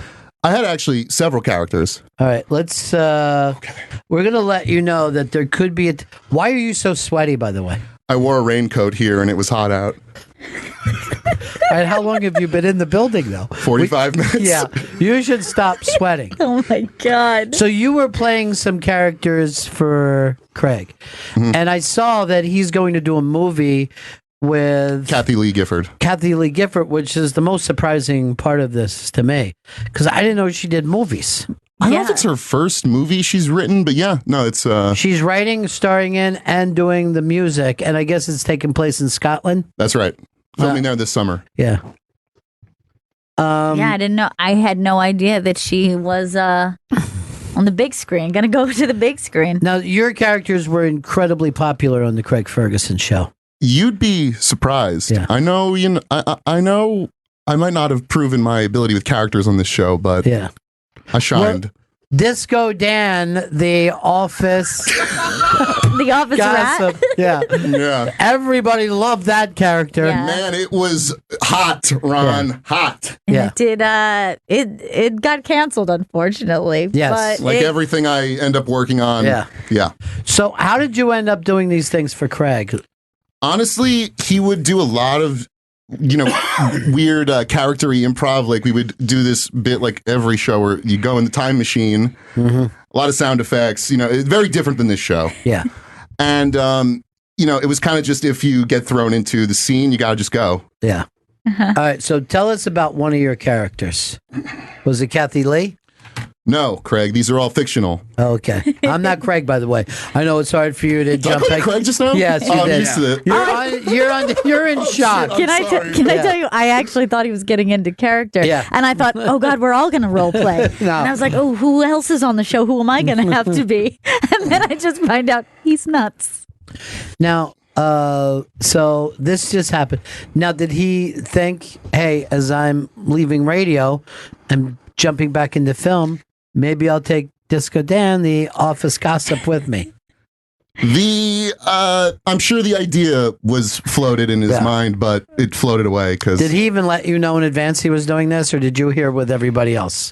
We knew a little in advance. Yeah, you're the last man on the deal, from what I understand. Definitely low on that totem pole, but that's how it goes. Now, you've lost some friends in the office here, right, that you had before? Certainly, many enemies have been made in my time here. Somebody said to me that they don't trust you. I'm not going to say who it is. It's a well-known personality. Okay. And I said, why? And they said his eyes are too close together. Oh my God. Is that like a, chromosomal thing? I think it might have been chromosomal, and they also called you Mole Man. Wow. Yeah. Wow. Yeah. Now, I didn't want to tell you because I didn't want it to become an HR problem, and I feel like enough time has gone by since that happened that people could say, oh, Ron is misremembering, or Ron got it wrong, or yeah, I did say that, and I stand by it. No comment. And then they started going like this. There's a mole man waiting in the sky. And then, all right, somebody that, well, they have my texts in their big wig here, just texted me, don't let him do to your show what he did to Ferguson's. Oh, no. And then they put a turlet emoji right next to it. No. They also said towards the end, you were on the show more than Craig. I was on a lot, honestly. Yeah. It's your show? We could have, my show. Yeah. Could have been your show? Was that much? No, it wasn't that much. But it was quite a bit. I had a lot of fun. It was a great time. All right, so tell us some of your characters. Yeah. My personal favorite character was Rustic Dan, who was a gay cowboy. Now, first of all, here's the thing here. We don't find the gay voice to be funny. We're a little more woke than that. Yeah, we're a woke show. Yeah. Well, I'm woker because this isn't like a traditional gay voice. Okay. All right, so let's hear it. You got to ask me a question. Why are you sweating so much? Rustic Dan saw an attractive man on the subway. Here's the thing. That's an amazing character. It's kind of Forrest Gumpy, but it's also rustic and gay. I'll tell you, I wasn't expecting when you say, the gay. Yeah. I was not thinking this was going to be the voice. I'm also curious, how did this character even get invented? I just, through the magic of comedy. I wouldn't call it that word. It belongs there somewhere. So I'll try this. Rustic Dan, what are you going to be doing this weekend? Rustic Dan's going to go down to the Lower East Side and meet some guys. Now, Rustic Dan, why do you talk about yourself in the third person? Why won't you just say I? Rustic Dan doesn't really understand the question. Well, the third person, like most people would say, I am going down. Like if I said, Chris, what are you doing this weekend? He'd say, I am going out with my Costa Rican girlfriend, not Chris is going out. Yeah, Rustic Dan doesn't do that. Yeah. Oh, boy. Sweet. Chris, by the way, do you know that most sports gamblings come out of Costa Rica? I know that the place that I went to has, like the place online I go to make my sports bets, that's in Costa Rica. I know most of them are, though. Yeah.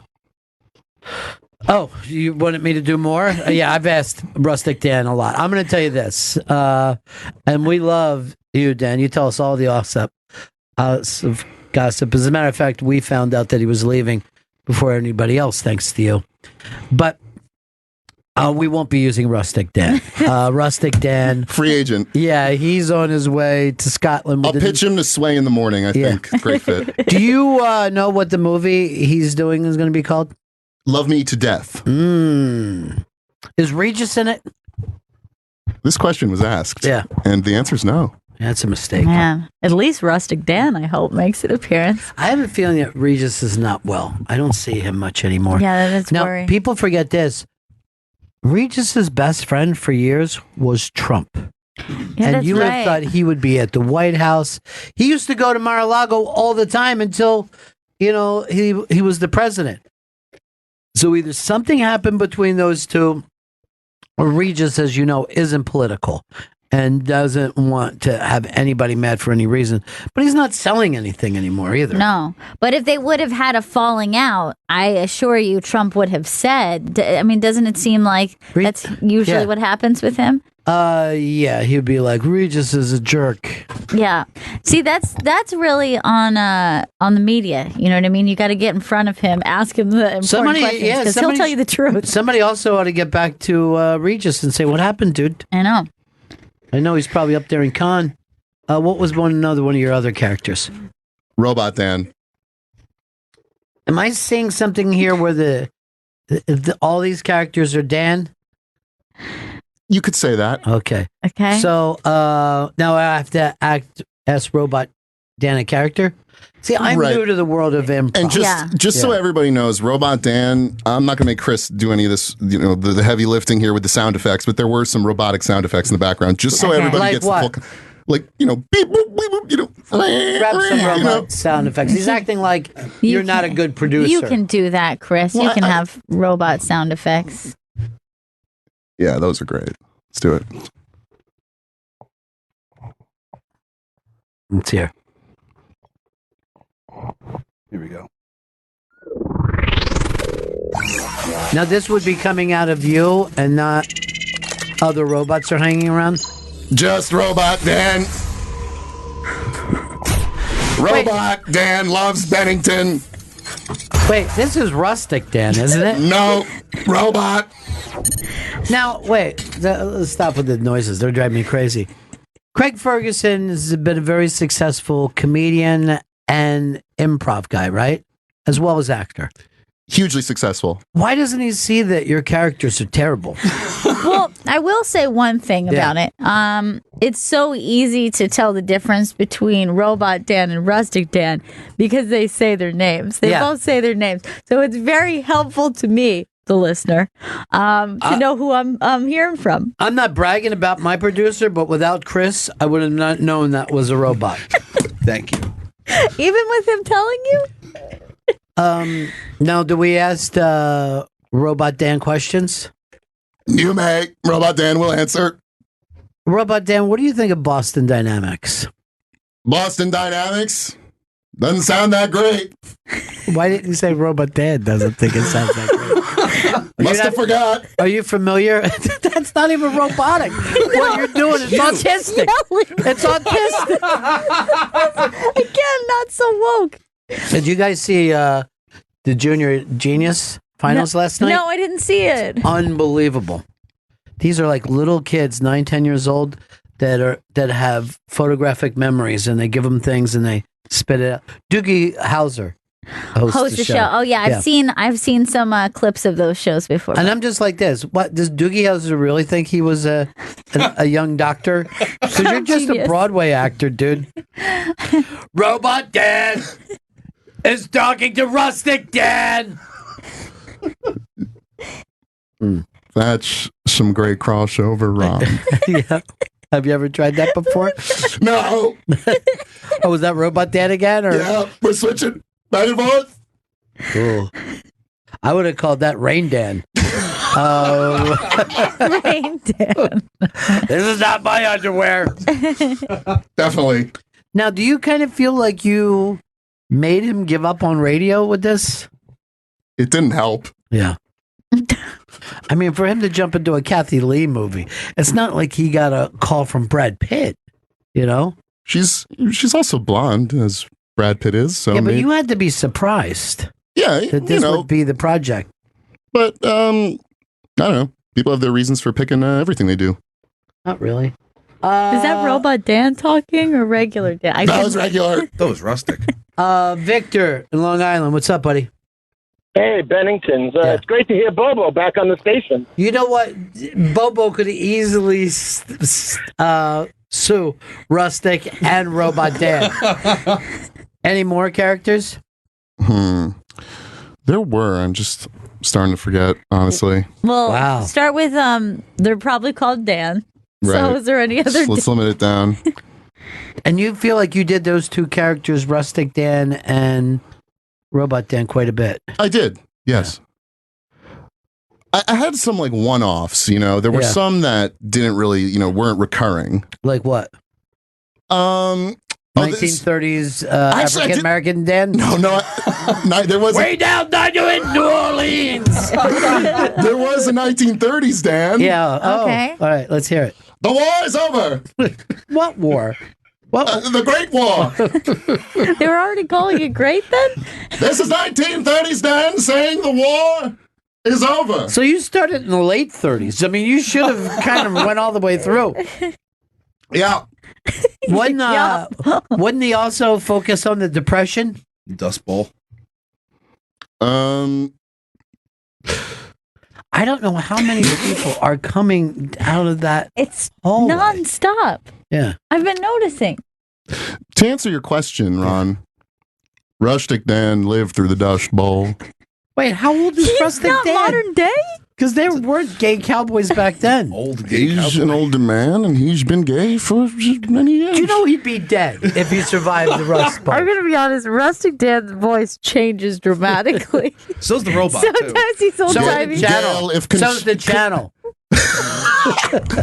Gail, the consistency of the voice is not the main priority.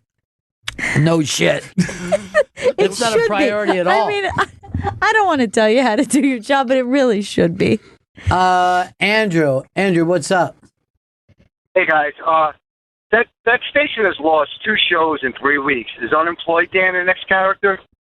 Now, weren't there certain callers that were blaming Nick leaving on him? Yeah, I got a lot of angry callers. Well, you know, I think there was like one that blamed him, but you know, obviously, you know how programming works. It's Yeah, it had nothing to do. Of course, it's not like you decide what comes on after you. So what did they say? I'm trying to think. It was kind of just irate, angry. I mean, you know, the classic Nick DiPaolo fan. I'm sorry, but you know, right? You I listen to you. I listen to you on his show a bunch, and his callers are really interesting. But you know, when they came to the Craig Ferguson show, I feel like it wasn't quite what they were looking for. Okay, I see. You meant that the Craig Ferguson show wasn't looking for the DiPaolo callers. I can't see much overlap there. But you can't get upset over a bad caller. I mean, you can't. You let it get to him, though, huh? I don't know if he did, but it certainly was like, the just the like irateness of it. Yeah, it's very like jarring. I think. Yeah, because some fans get very like passionate. You know. Oh. I don't know if you're kind of aware. No, I've been the guy in a new market who replaced the beloved show before me, and they hate you for the first 2 months. Yeah. And you have to like enjoy that as part of the process. And then they are, I'm sure, being like, you did this to us, as opposed to just like, you're a guy who got a job. Yeah. Yeah, that's just the way it works. And to me, it's always kind of funny because it's just, you know, like you said, it's passionate and it's always misguided. Right.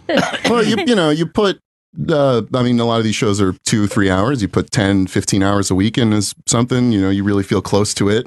I understand. Is this Rustic Dan talking? No, this is just Dan, Ron. See, it's very Just confusing. me. I don't From hear now any on, difference in any of the voices. If you could just say regular Dan says, so this way we know, because all your other characters slate the name at the top. Let's go to Scott, who's a big fan of yours, Dan. Oh, nice. Go ahead, Scott. Hi, hey, how you guys doing? Good, man. Hey, congratulations. I'm really going to miss Dan on the radio. I thought he was really cool, and there were a few of the scenes they had, and it was just so funny. It was really, really good. And Dan. I know everyone's asking, what about the Talking Shed? What's going to happen with that now? It's the Talking Shed was a recap show that myself and Steve Varley would co-host here in New York. We would co-host with Craig's LA producers, and it was kind of just a recap show. Aired for an hour once a week, and yep, that's wrapped as well. Yeah, I had to feel bad. That was talking great. to everybody. So I thought the talking shed was you an actual shed. That would be talking. I have a lawnmower in me. Talking shed, Dan. Some of that rat poison is in my back of me. Someone replace the floor. What were some of his other favorite characters that he did? Dance. Oh, Baby Dan was really Baby cool. Dan. It was funny. It was great. All right, now I'll have you do Baby Dan, but try not to turn on Chris Stanley because he only dates infants. I'm so embarrassed to be doing this for Ron Bennington. Yeah. But here we go. Hi, Ron. It's Baby Dan. Oh, hi, Baby Dan. How old are you? Not old enough to be here. Yeah. So, how did you get here, Baby Dan? Well, I obviously am the baby and don't walk.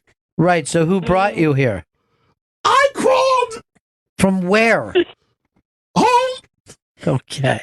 Good. This is good. Here's what I worry about. What? Well, people try to make improv funny or witty. You know what I mean? And this is But just. I'm a baby. You can't have those kind of high expectations for a baby. All right, Baby Dan is my favorite. Yeah, me too. I'm gonna be honest. Baby Dan, you need to be changed. Not yet. Chris will handle it later. Ooh, Oh, I got that kid joke. toucher. Now, was this your most popular character? Yeah, that I can't believe that slipped my mind, but yeah, that was a big one. Yeah, I can't believe that either. Yeah, I mean, I would open with Baby Dan. I personally. Yeah. Well, guys, those are my creations, and Do you feel like you can take them with you? I could hit the road. Because a lot of times you get a cease and desist because they belong to the Yeah. show itself. Creative property. If right, Kathy Lee wants to do any of these in her Baby Kathy. Or... Yeah. Well, by the way, my prediction for this movie, what's it called again? Love Me to Death. It ends with a murder suicide, but real life, nothing to do with the film. Now, is she leaving the Today Show? No, I think she's they're filming in Scotland. I'm not really sure. Yes. So is she leaving the Today Show? I don't think so. No, she'll be gone from the I feel like I Today would've Show heard for about that. months. Does it take months to do a movie? Yes. A couple weeks. What, a week? No. That's 2 a TV hours? What, 2 hours, right? That's a TV show. You show up for months to film 2 hours? A lot of movies have taken a year to shoot. Like most Eyes movies- Wide Shut. Yes, Eyes Wide Shut. Right, Baby Dan. For a baby, you're very, I know. for a baby, you're very smart. Yes. Let's put him in that cha-cha dress. So cute. Look at this dress, Oh Dan. my God. If you don't say "ah" when you look at that dress, You're a monster. Yes. that's from Vito's mom. What's your mom gotten Gail yet? Um, Then that's a present she owes. Okay. she brought me into your world. No, Craig Ferguson did that Yes. by walking out. You gonna miss Craig? Yeah, I had a lot of fun doing the show. It was awesome. How often did you physically see him? Because he was in LA most of the time, right? He came to New York 2 or 3 times, so we would do the show from here. So you're like for long a week at a distance time. friends. Yeah, definitely. It was a great experience, honestly. Really, really enjoyed it. Oh, he was a big TV talk show host for years. And then you Yeah, get just to- I like his show is really like loose and like you could never predict what it would. You'd be talking like 5 minutes from now just because it was so like frantic and it was a lot of fun. I can't listen to any show and try to predict what they're going to be talking about 5 minutes from now. Like I never would have thought today I'd bring up Margot Kidder dead. Got the New York Times update about that. So she's dead. Chris Reeves is dead. Who else was on that film? Gene Hackman. Still alive. Yeah. Who would have thought years ago Gene Hackman would I have outlived know. those two? Didn't he Marlon retire? Brando. Oh, Yeah, retired is not dead though. He did. it might as well be, huh? Mm-mm, not at all. Some people really enjoy their retirement. They say it's the most fun they've ever had. keep watching this Gaza Strip thing. I know, it's so We're horrifying. a world gone mad. Did you see the New York Times headline for that? No. It said like 28 Palestinians die in Israel, not like Israel snipers shot 28 people. Oh, they just act like they were. Just like at random. Yeah. What's that number? Is bigger now, right? Well, yeah, because it's 6 o'clock at night. Yeah. We're in the future right now. Dan, when I'm going to come in and do it live a couple times. We love to have Baby Dan stop in. But okay, he can. You will never be invited when we do it from this, though. Yeah. So what are you? Because the talk is they're going to let you go. That was your main thing. Mm-hmm. Baby Dan was the whole reason to have you. Baby Dan, he has a separate contract, so. Ooh, Baby Dan, oh, Baby Dan. There's nothing funny to add. Why were you ever Rudy Giuliani, Dan? No, I never tried that. I don't really have a good Giuliani. It's tough. How about A-Rod? You do A-Rod? His voice is so boring. What is there to A-Rod? Well, Baby Dan's not exactly exciting. Are you? Oh, Baby Dan, meet Baby Vito. I'm Baby Vito. Oh, you're actually doing a baby voice. That's cute. That's so cute. Yeah, Dan just yelled. I'm doing one too. No, you're not. You're just yelling like you always do. No, I'm a nice little baby. No. Oh. Look, Chris started rubbing his own nipples while this was happening. No, Chris. I was wondering why you were doing Hey, Chris is sick. We got to accept him. You know what I mean? If we're going to accept all these other things, we've got to accept Chris. I don't think so. He's a sick prevert. Just be woke, everyone. I'm woke. Now, this whole thing that they're doing, this has to do with moving the capital into Jerusalem. The embassy, yeah. The embassy, yeah. Oh, it was already the capital. It was already the capital, but it wasn't considered the capital by a lot of other people, right? That was the big deal. But the big thing is that they were opening the embassy there, and then Palestinian protesters came to protest the embassy's opening. Well, that's because where we put the U.S. Embassy, and no one's talking about this, was on Muhammad's old elementary school, which a lot of people hold sacred. Yeah, that's sacred ground. But everything's sacred for 3 different religions happened in this one little area. Yeah. That's why I like the Buddhists. They have nothing to do with Israel.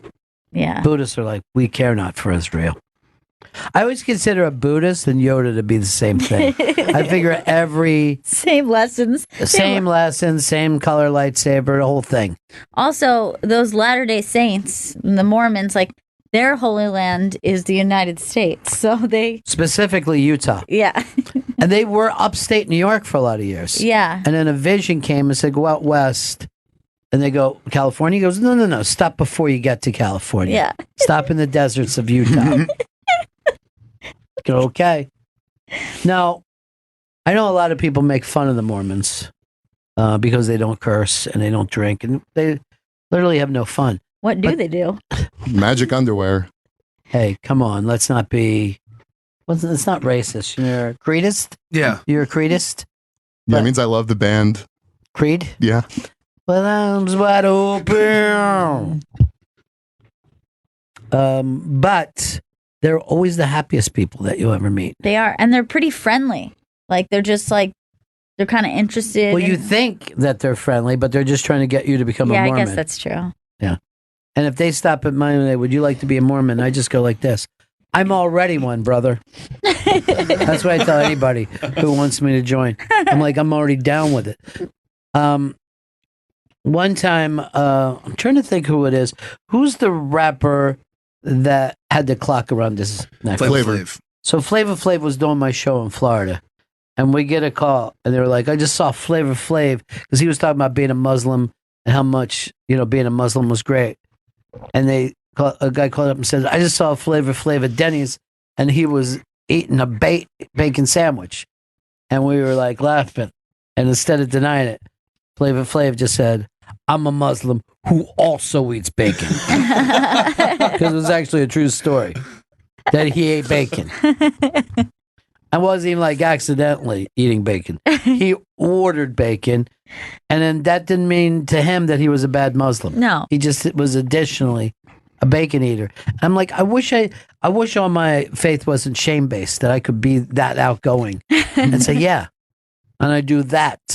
I like anyone who's just like, yeah, I follow this religion, but I make it work for me. Right. Like Make Chris, it fit. like Chris Ducciello, very funny comedian, says that she's like, my God wants me to have sex before marriage. He wants it for me because I'm holy and horny.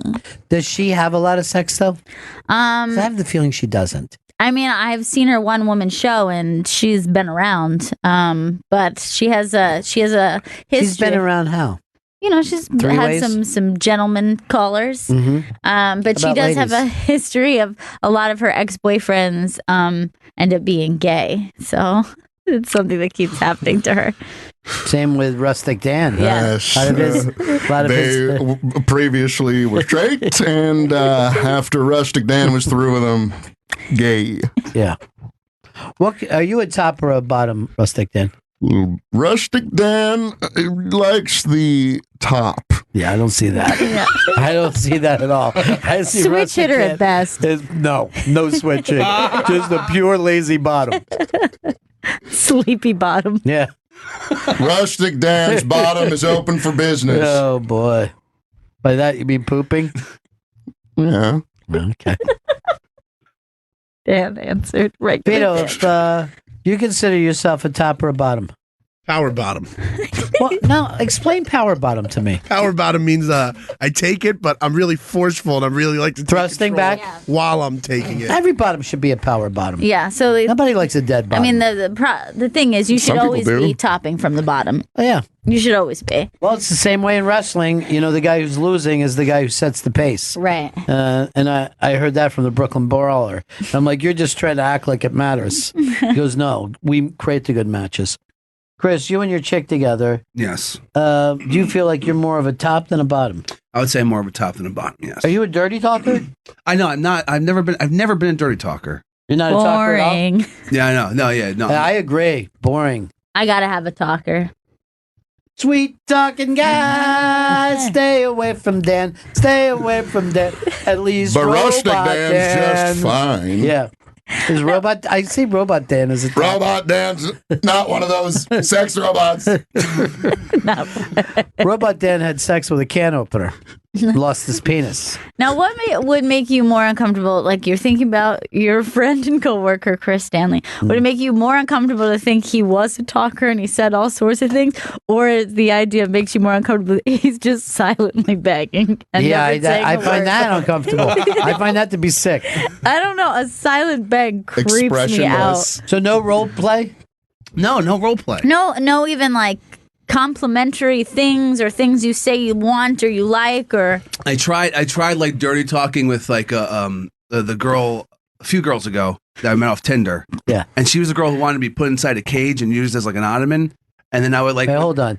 No one puts an ottoman inside a No, cage. that wouldn't be. These were two separate Then you have to fantasies. be in the Okay. cage. So you got to clarify that, Chris. Yeah. This is a girl I met on Tinder. Yeah. And like maybe like 2 weeks in, she started saying, "Look, I have a fantasy of just being used as furniture. Sure. Like you don't even like you don't even say talk to me or just put your feet up on me, treat me like an ottoman." Then another, I'd like to bring her in here. I'm fine with this. Yeah.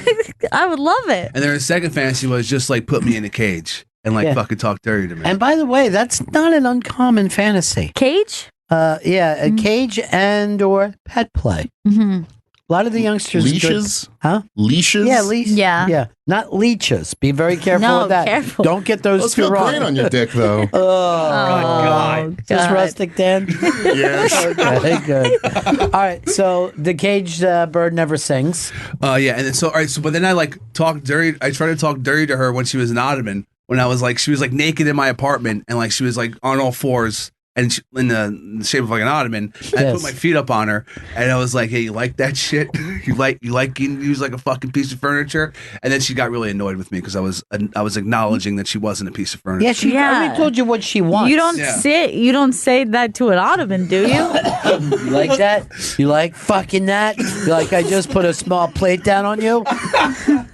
Yeah, it's not a coaster. That's right. You'll never make it to a couch, bitch. So she wanted to stay still for hours, Yeah, she wanted to just like be ignored and treated as if she were a piece of furniture. but there was no sex. Eventually, yes, there was sex, but at first, like Yeah, first it's the build-up. foreplay is the yeah, ottoman. The foreplay was the ottoman, exactly. But you fucking totally turned her off. I fucked that up. Yeah. Yeah. All right. Well, you were playing the wrong role. That's all right. Yeah. That was my. Because you're not a talker. You're not Exactly. normally. And did you go out and get a cage to put her in? She had a cage at her apartment, and then yes, I made love to her face through the cage. Made don't love know. to her face. I don't think it was through the love. cage. I really don't think it was. You dated insane people, which is great. Totally insane people. Yes. Yeah. Yes, there were a number of very crazy women. Now, your Hispanic girlfriend that you have, Yes. does she call you Poppy? No, she does not call me Poppy. So she's That's not a a huge talker either. mistake. You're both quite silent. Like you two just do mutes. the G. Fucking going at it. But like, what if somebody wants something different, or what if somebody is inspired by something? Well, yeah. She writes a memo. Oh, it's like shit. That's what's happening tonight. But no, like with the past girlfriends, yeah, I would jump into shit, but I fucked it up usually. Now, Vito, doesn't it make you sick that Chris does better with women than you do?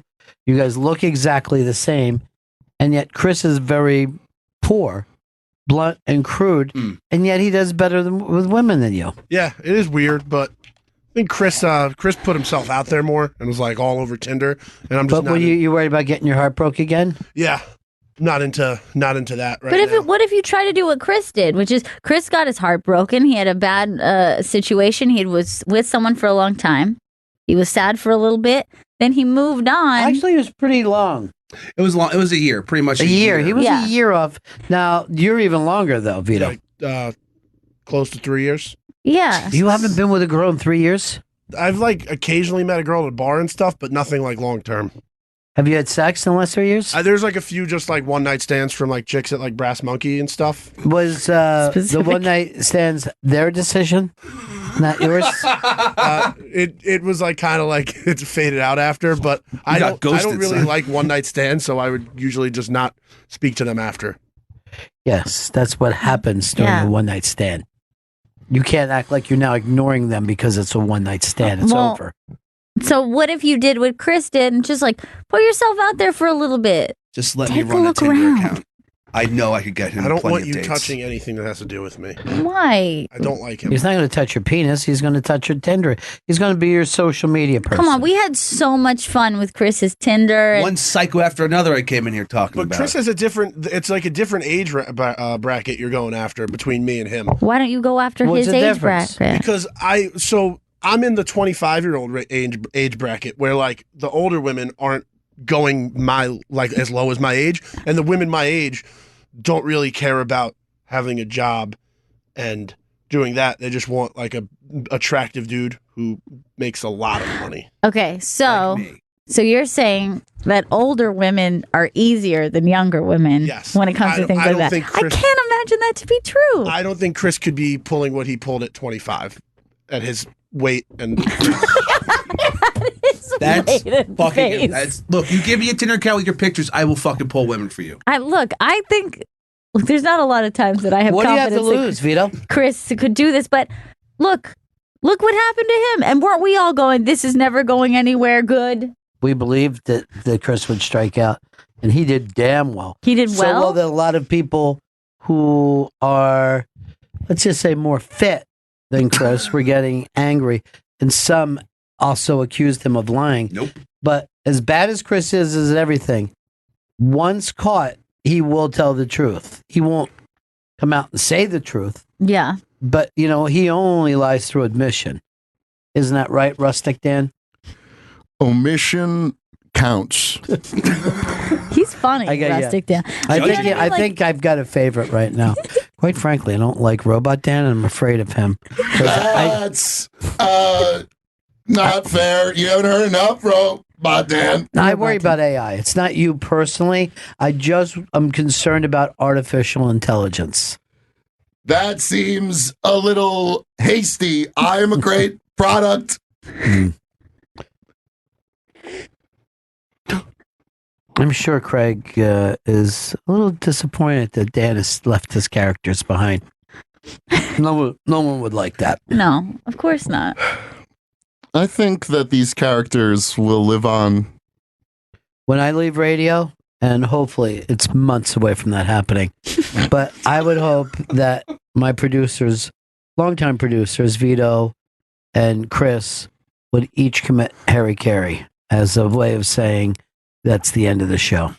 I'll throw myself off the top of this building. I believe that Chris would do that, actually. I know for No, a fact Ron. that his card will not take him to the top of this building. His card doesn't let him go any higher than 37. I'll throw a brick through a window then. You would definitely like kill a Midwestern family. Oh, what's that supposed to mean? You're large and you jumped out the window and you fell in the street where there's a lot of tourists walking around. It's pretty clear, Chris. There were 4 to 6 people to be hit by you. Yeah. I mean, you do cover a lot of area. I always believe that the smartest thing if you're going to jump out of a building is act like you're rowing a boat. And it says everybody bring up Wizard of Oz. Like a boat towards, death. Yeah, like a boat towards death. Rustic Dan. That's beautiful, Ron. Rustic Dan. I got a little cold thing coming on, I'm afraid. I think You were I do saying too. the same thing? Yeah, I'm nervous about it. I think it has to be being out in the rain for Mother's Day. No, because I started to feel it before then. Yeah, then you just gave it to me at the Mother's Day brunch. Gail took her mother, and I went along to an English-Belgian brunch. Mm-hmm. So on the way there, because I acted like it was a surprise, I go, here's my two least favorite foods in New York. English and Belgian. And I got her to agree. And No! Yes, I did, on the way there. But it was a terrific brunch. Yeah, it was really, really fantastic. Now you went too far. But since it was Mother's Day, Gail was getting a check, and I'm like, let me get the check. And she goes, no, I want to do this for Mother's Day. And I go like this.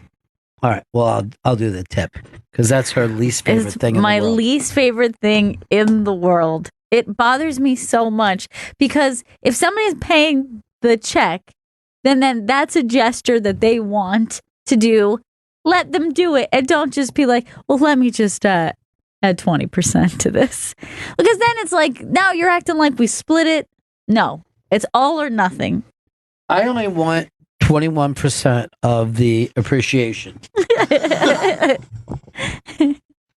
No, the movie that he left you for, Craig Ferguson, what's the name of it?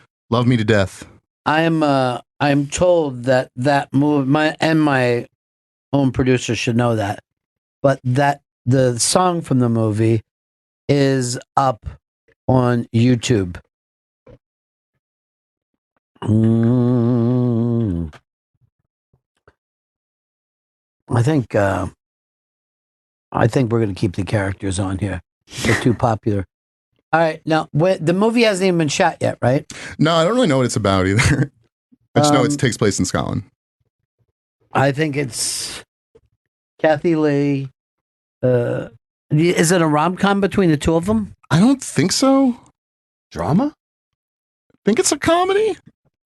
I would like this song better if it was called Strangle Me to Death.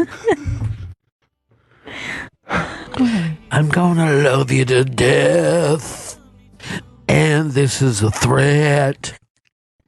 Scary. It sounds like that woman who sent like 65,000 texts to the dude she went on one date with. I never heard this Oh my story. God. The story broke this weekend. This woman who sent something like an insane amount of texts after, I guess this could happen to Vito, but it was like a first date situation, and she never stopped texting him. But they did an interview with her this weekend, and they have to make a movie about this chick because, like, you would die to play her because she's too fucking perfect. You just had it up. You just pulled it up. Like, how long does that take? So it was like, yeah, and she claimed that he never answered. He never told her to stop. But the way she talks about it is like she acts like as though like he didn't explicitly tell me to stop. But she's writing him things like, I'm going to bathe in your blood. That's hot. But she's Looks amazing. like somebody likes me. Like, this All right, chick's let's incredible. Play a little bit. I'm Jackie. Okay. You want to ask me questions? All right, go ahead. Why don't you start from the beginning? How did you wind up here? I wound up here on a road trip from Florida. Of course, Florida. Looking for, I guess, love. Oh. You found it. And I was following the number 33. I used to wake up every day and every night at 3:33. It was always 3:33, 3333. So I kept following the number, and I said, why am I following the number 33? And I spoke to a psychic, and she told me, I have the same birth chart as Jesus. Yeah, he died at 33. Yeah, true. I look up Wait, Jesus. He was stop it for a 33. second. You gotta just hit pause up there instead of so. So was she born on Christmas Day? How does she have the same birth chart? I don't know. It's as just Jesus? I'm not really sure exactly how she was able to figure it out. Where are you going, Chris? Pulling up a different timestamp. I don't know what he's saying. Here we go. Here's the rest of the audio. She's so incredible. Oh my God, no, I love him so much. I just want to love him so much, that's it. And if he doesn't like it, then I'll go home and I'll love my ex-boyfriend. What am I supposed to do? The point of love is to keep giving it. That's the math equation. It's love equals 3.3, which is infinity, times E equals MC squared, which is light. Light is forever. L equals 3. L, if love was a number, it would be 3. So it's infinity times light, which is also infinity. So it's just forward, forever forward. And if you're selfish, you can't understand that because you want something in return. He's not giving me anything in return, and I still love him anyway. That's what love is. That's adorable. She's so sweet. There was one moment that one of the reporters asked her, yeah, but you were riding around and you had a butcher knife. And she's like, what? No, a butcher knife. No, I just had a little flippy knife. It's not a big deal. What? That's crazy. She's like sending him texts that she's going to bathe in his blood. It's no different than our friend BL, who the authorities had to come in and say, look, he doesn't like you. Yeah. He never liked you. He was never your boyfriend. Yeah. She needed an outside thing to tell her that in court. Like, no, stop. Stop riding past this place of business. For this chick, they also had said to her, well, I mean, you can't truly still be in love with him because obviously he called the cops on him. And she's like, no, I think that's fine. I mean, if that's what he thought was best, he's trying to get me some help. And that's the way he does it. She's still sitting there like he loves me. Now, she is, I would call crazy. Yet at the same time, she's not barking at the moon or anything. She understands the questions she's being asked. 100%. It's very, very fascinating. She's really, really interesting. That's why I'm like, they need to make a movie about her because she's so complex. Like her confidence in what she's saying. Like, yeah, you got, like, not like, no, I never did that. He's lying. She's saying like, yeah, I sent him those texts, but that's because I love him so much. But it makes me also think all of us have been a little love crazy before and pushed it further than we should have. Mm-hmm. You know what I mean? Because you can't believe it's over sometimes. Yeah, I had a situation with someone like that I broke up with, and I was getting kind of creeped out because I was like, no, I broke up with you. Right. And I had never experienced that before because normally when you break up with a guy, they're like, fine then. Fuck you. Forget it. That's how you're going to be. If you're going to be a bitch, then fine. But a lot of people will just be like, I just need to talk to you one more time. And then you're like, oh, you're kind of scaring me now. Yeah, you know it can be really, really creepy. I'll meet with you, but with the police. That's why you got to meet on the bridge, like Sex and the City 1. I didn't see it. What happened there? They Is this Rustic Dan or is this Dan? This is just Dan. Okay. Regular Dan. Huh? No difference. I think it was Carrie and Mr. Big. They say to each other, we'll meet on a bridge. I think Brooklyn Bridge or something. And if they both show up, they will be together. But if one of them shows up or neither of them show up, they will not. And guys, they showed. But I wouldn't say with a crazy person, I'll meet you on a bridge. Yeah, that's not like saying, I'll meet you at a knife store on 57th Street, just surrounded by different kinds of blades.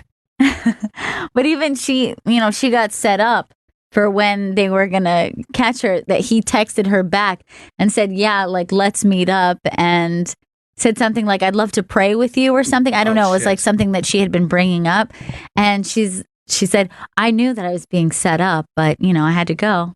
Like she was saying, like someone like, "Hey, I had to see about a girl," kind of thing. Like she was making it romantic, but she's like, "I knew the cops are gonna be there, but sure, that's him. That's what he does." Crazy about him. I don't see no different than BL. No difference whatsoever. Vito, there's got to be someone out there for you. Not attractive or nice or even interesting, but she's out there. Really mean, boring. Yes, a mean, dull, disgusting, non-showering woman. She's out there. She's out there. You just got to keep looking for her, man. She's just waiting for you to love her to death. I would be fine with a girlfriend who was that attached. That seems pretty nice. I didn't send you guys this. Let me try to find it real quick. Because I figured, I didn't know where it was from.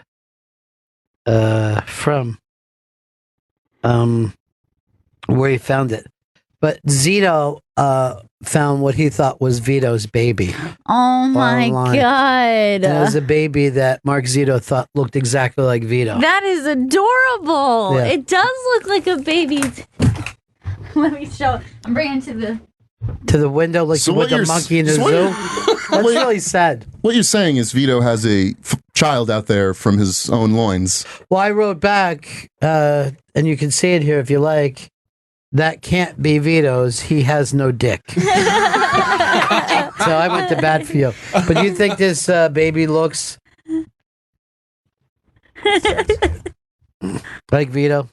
It looks more like me. Why do you make this about you? Because you guys look the same. Yeah, and finally you admit it, Chris. When it's not about him, he finally admits we look alike.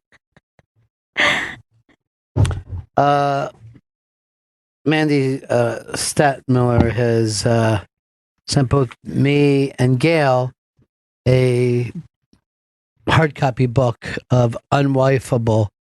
And this is, she got a plug line from Courtney Love. Yeah, I saw A gutsy book you need to read right now, filled with heart and humor.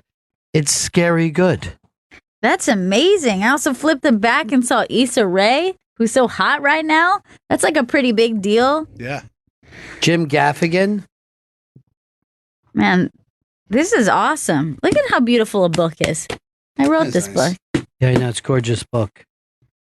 So,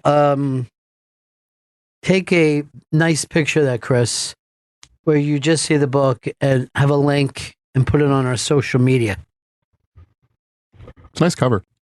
That's what I said. It's like a very classy. I judge catchy- a book by its cover, too. I don't care what Me anybody too. says. I mean, you look at this, you know it's going to be good. I remember years ago, they put out these Hemingway books that were all with new covers and they would look great in your house, right? And I'm like, oh, I'm going to collect all these books. Probably did 8 before I went on with the rest of my life. But I read 8 Hemingway novels that I never would have read before. Right. Just because of like that new release. Yeah, I think like when you got them all, it was supposed to create something on the back or something. that's Like cool. if you put them together. And let me say, Chris, before you do it, because I don't like uneven pictures like that. I want it to be perfect. Say, look how shitty he does. That's like a nice angle. I don't want it at an angle. Okay. It's like a parallelogram. Have you ever seen a billboard where there's an angle of the book? Not that much of an angle. I'll change it. No. Vito, you're going to be doing the book. Yes. Oh, you look like you want to, Dan? Oh, if you want, Yes. sure. Give me the perfect setup. Yeah. All right. Use Gail book. It's basically the same book.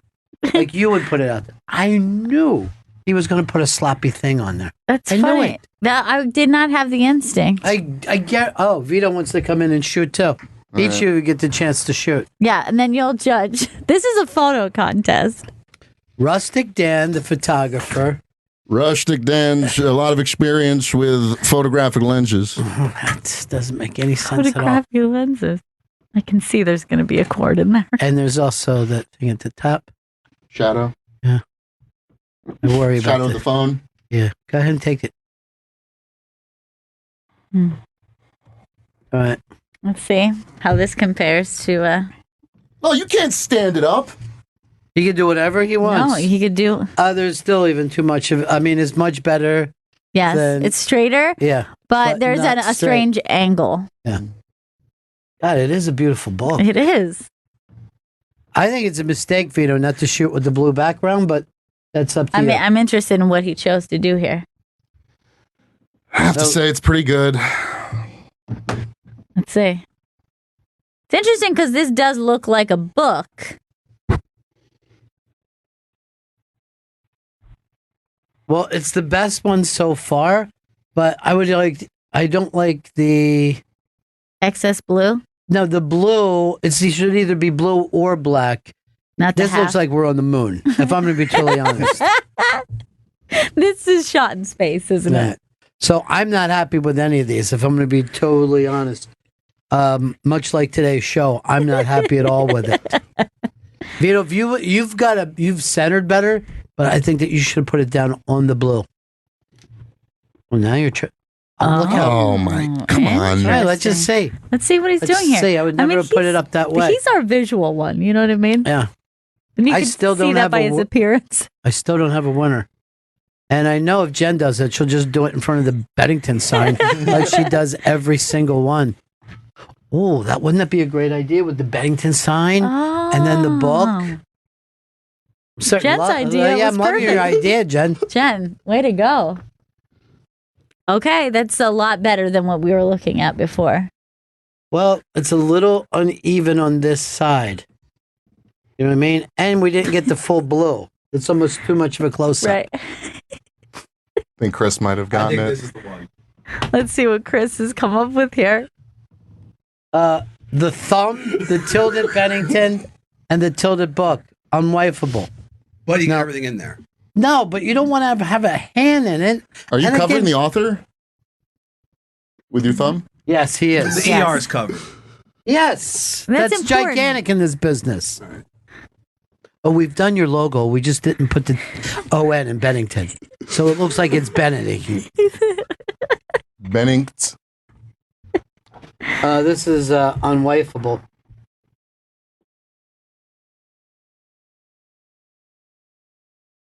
Right, the iBang just sent that.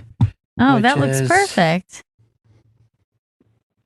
And Natasha Simmons just sent the one that they put out, which is a copy of the books. I think that's a little too tilted for my. Chris, this is so tilted. What don't you understand about the tried to tilting? keep my hand out of the shot. I know, but you want to have a centered shot. That looks so weird. Simon and Schuster also sent us one. Theirs looks like shit. Yeah. It's Simon and Schuster.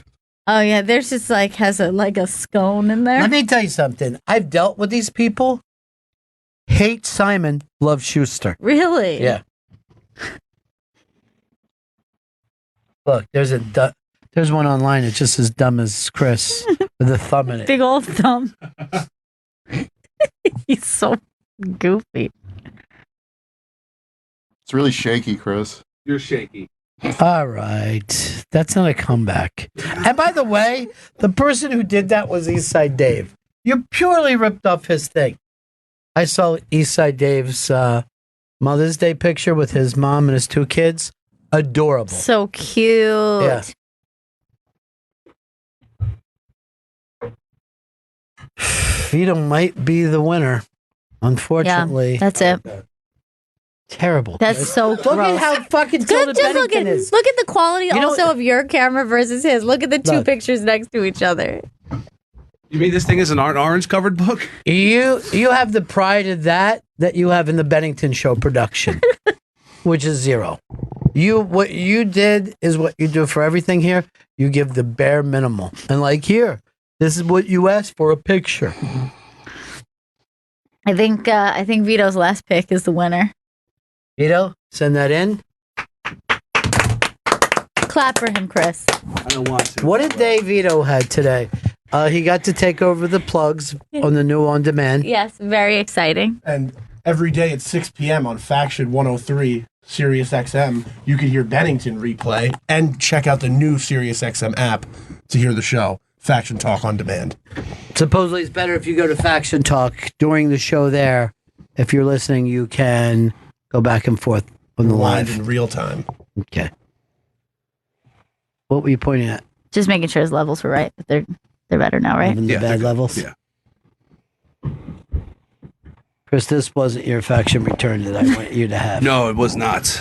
But you had a lovely, fun, drunk weekend. So, you know what I mean? You don't have to come back fresh on Mondays.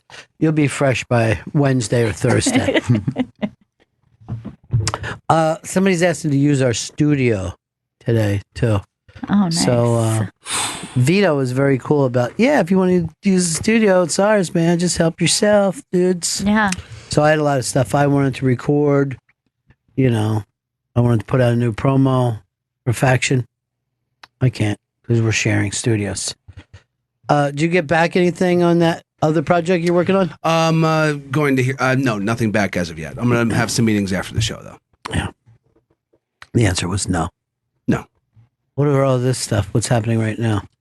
Oh, the fact that Trump said yesterday that we're losing Chinese jobs on the ZP. What the fuck was what? I didn't understand it at all, but I don't understand anything. I didn't either.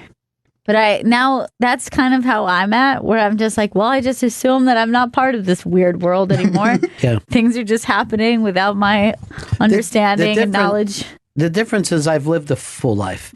You guys have things still to accomplish. I know. It's just begun. Chris wants us to know the Four Horsemen are his favorite things. Love a countdown. Vito, congratulations to you. And Dan, I will promise you this, and I'm not making just this promise to you, but also to Craig Ferguson. I will not let your characters die. I think that that's very important, and I appreciate that. Here's what we would like for tomorrow's show. Give us the couple of clips of stuff that you believe killed with your characters. Okay, I gotta dig, but we'll find something. So it goes that far back since you did well. You couldn't say like, "Oh, last Tuesday." No, I'll find something. Oh, that's bad. That makes me concerned. All you had to say was yes. I gotta dig. Baby kicking. Big time, yeah. I think it's just because she loves Robot Dan so much. Sure. Hey. Who doesn't? I have a pain the same way, but I had hot wings for breakfast. Okay, this is That probably could've been- They're different. kicking. Yeah.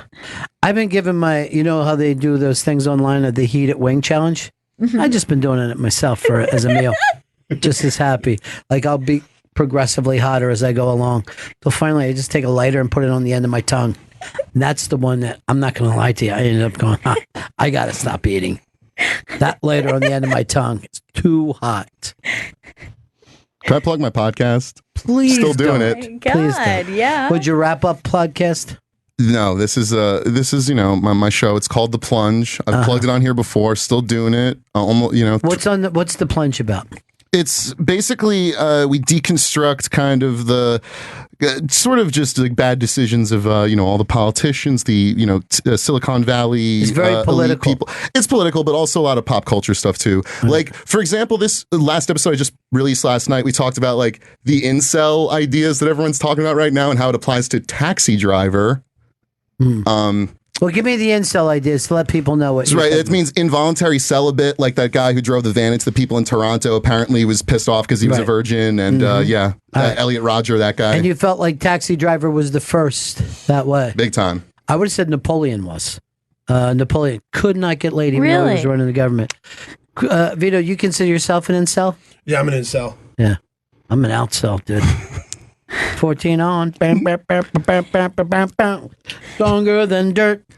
But it's the plunge. It has an exclamation point at the end, so Should you be can find called it the easily.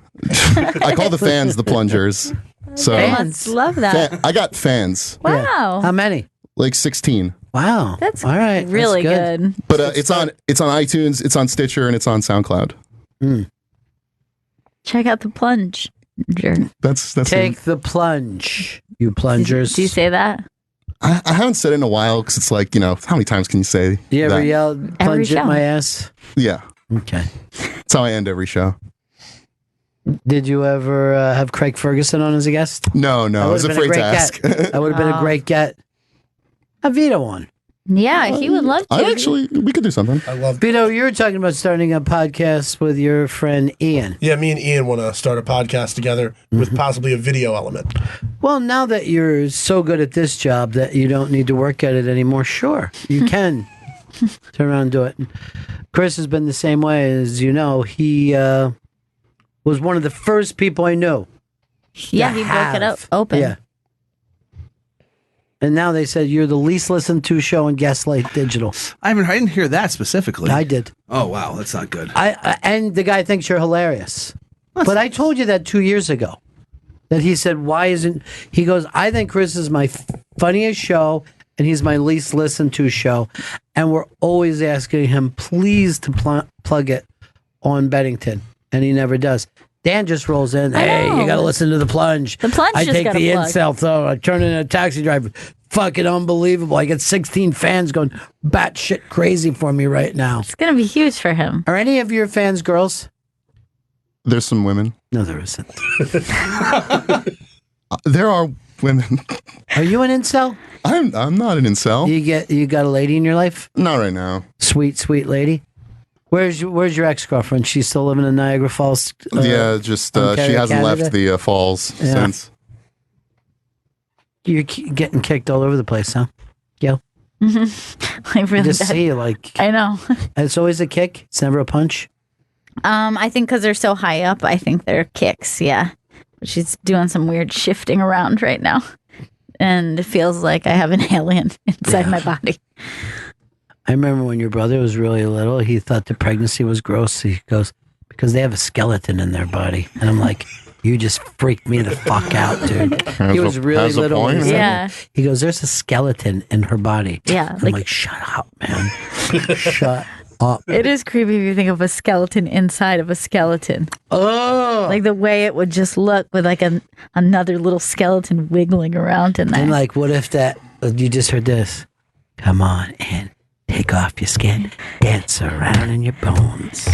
Come on and take off your skin, dance around in your bones. What is scarier to you, a skeleton or a body with no bones in it at all? Oh God, rubber Vito. body. Rubber body. Oh my God, rubber body's the scariest. Dan, what's scarier for you? Come on, bending the arm all the way back. The rubber. Jen? Rubber. I'm going to say skeleton. Really? Because the traditional thing of a skeleton. There's never been a horror called Rubber Body, but I've got two people who are ready to write the script right now. Dan and Vito. All right, that's it for us. We got to get out of here. We're giving our studio away today. Appreciate it. We don't have a plug to do at the end of the show, but we will next time. That's it for us. We'll see you all again in 1974. Ladies and gentlemen, the evening is over. We hope you all enjoyed yourselves, and we'll see you all again in 1974. Good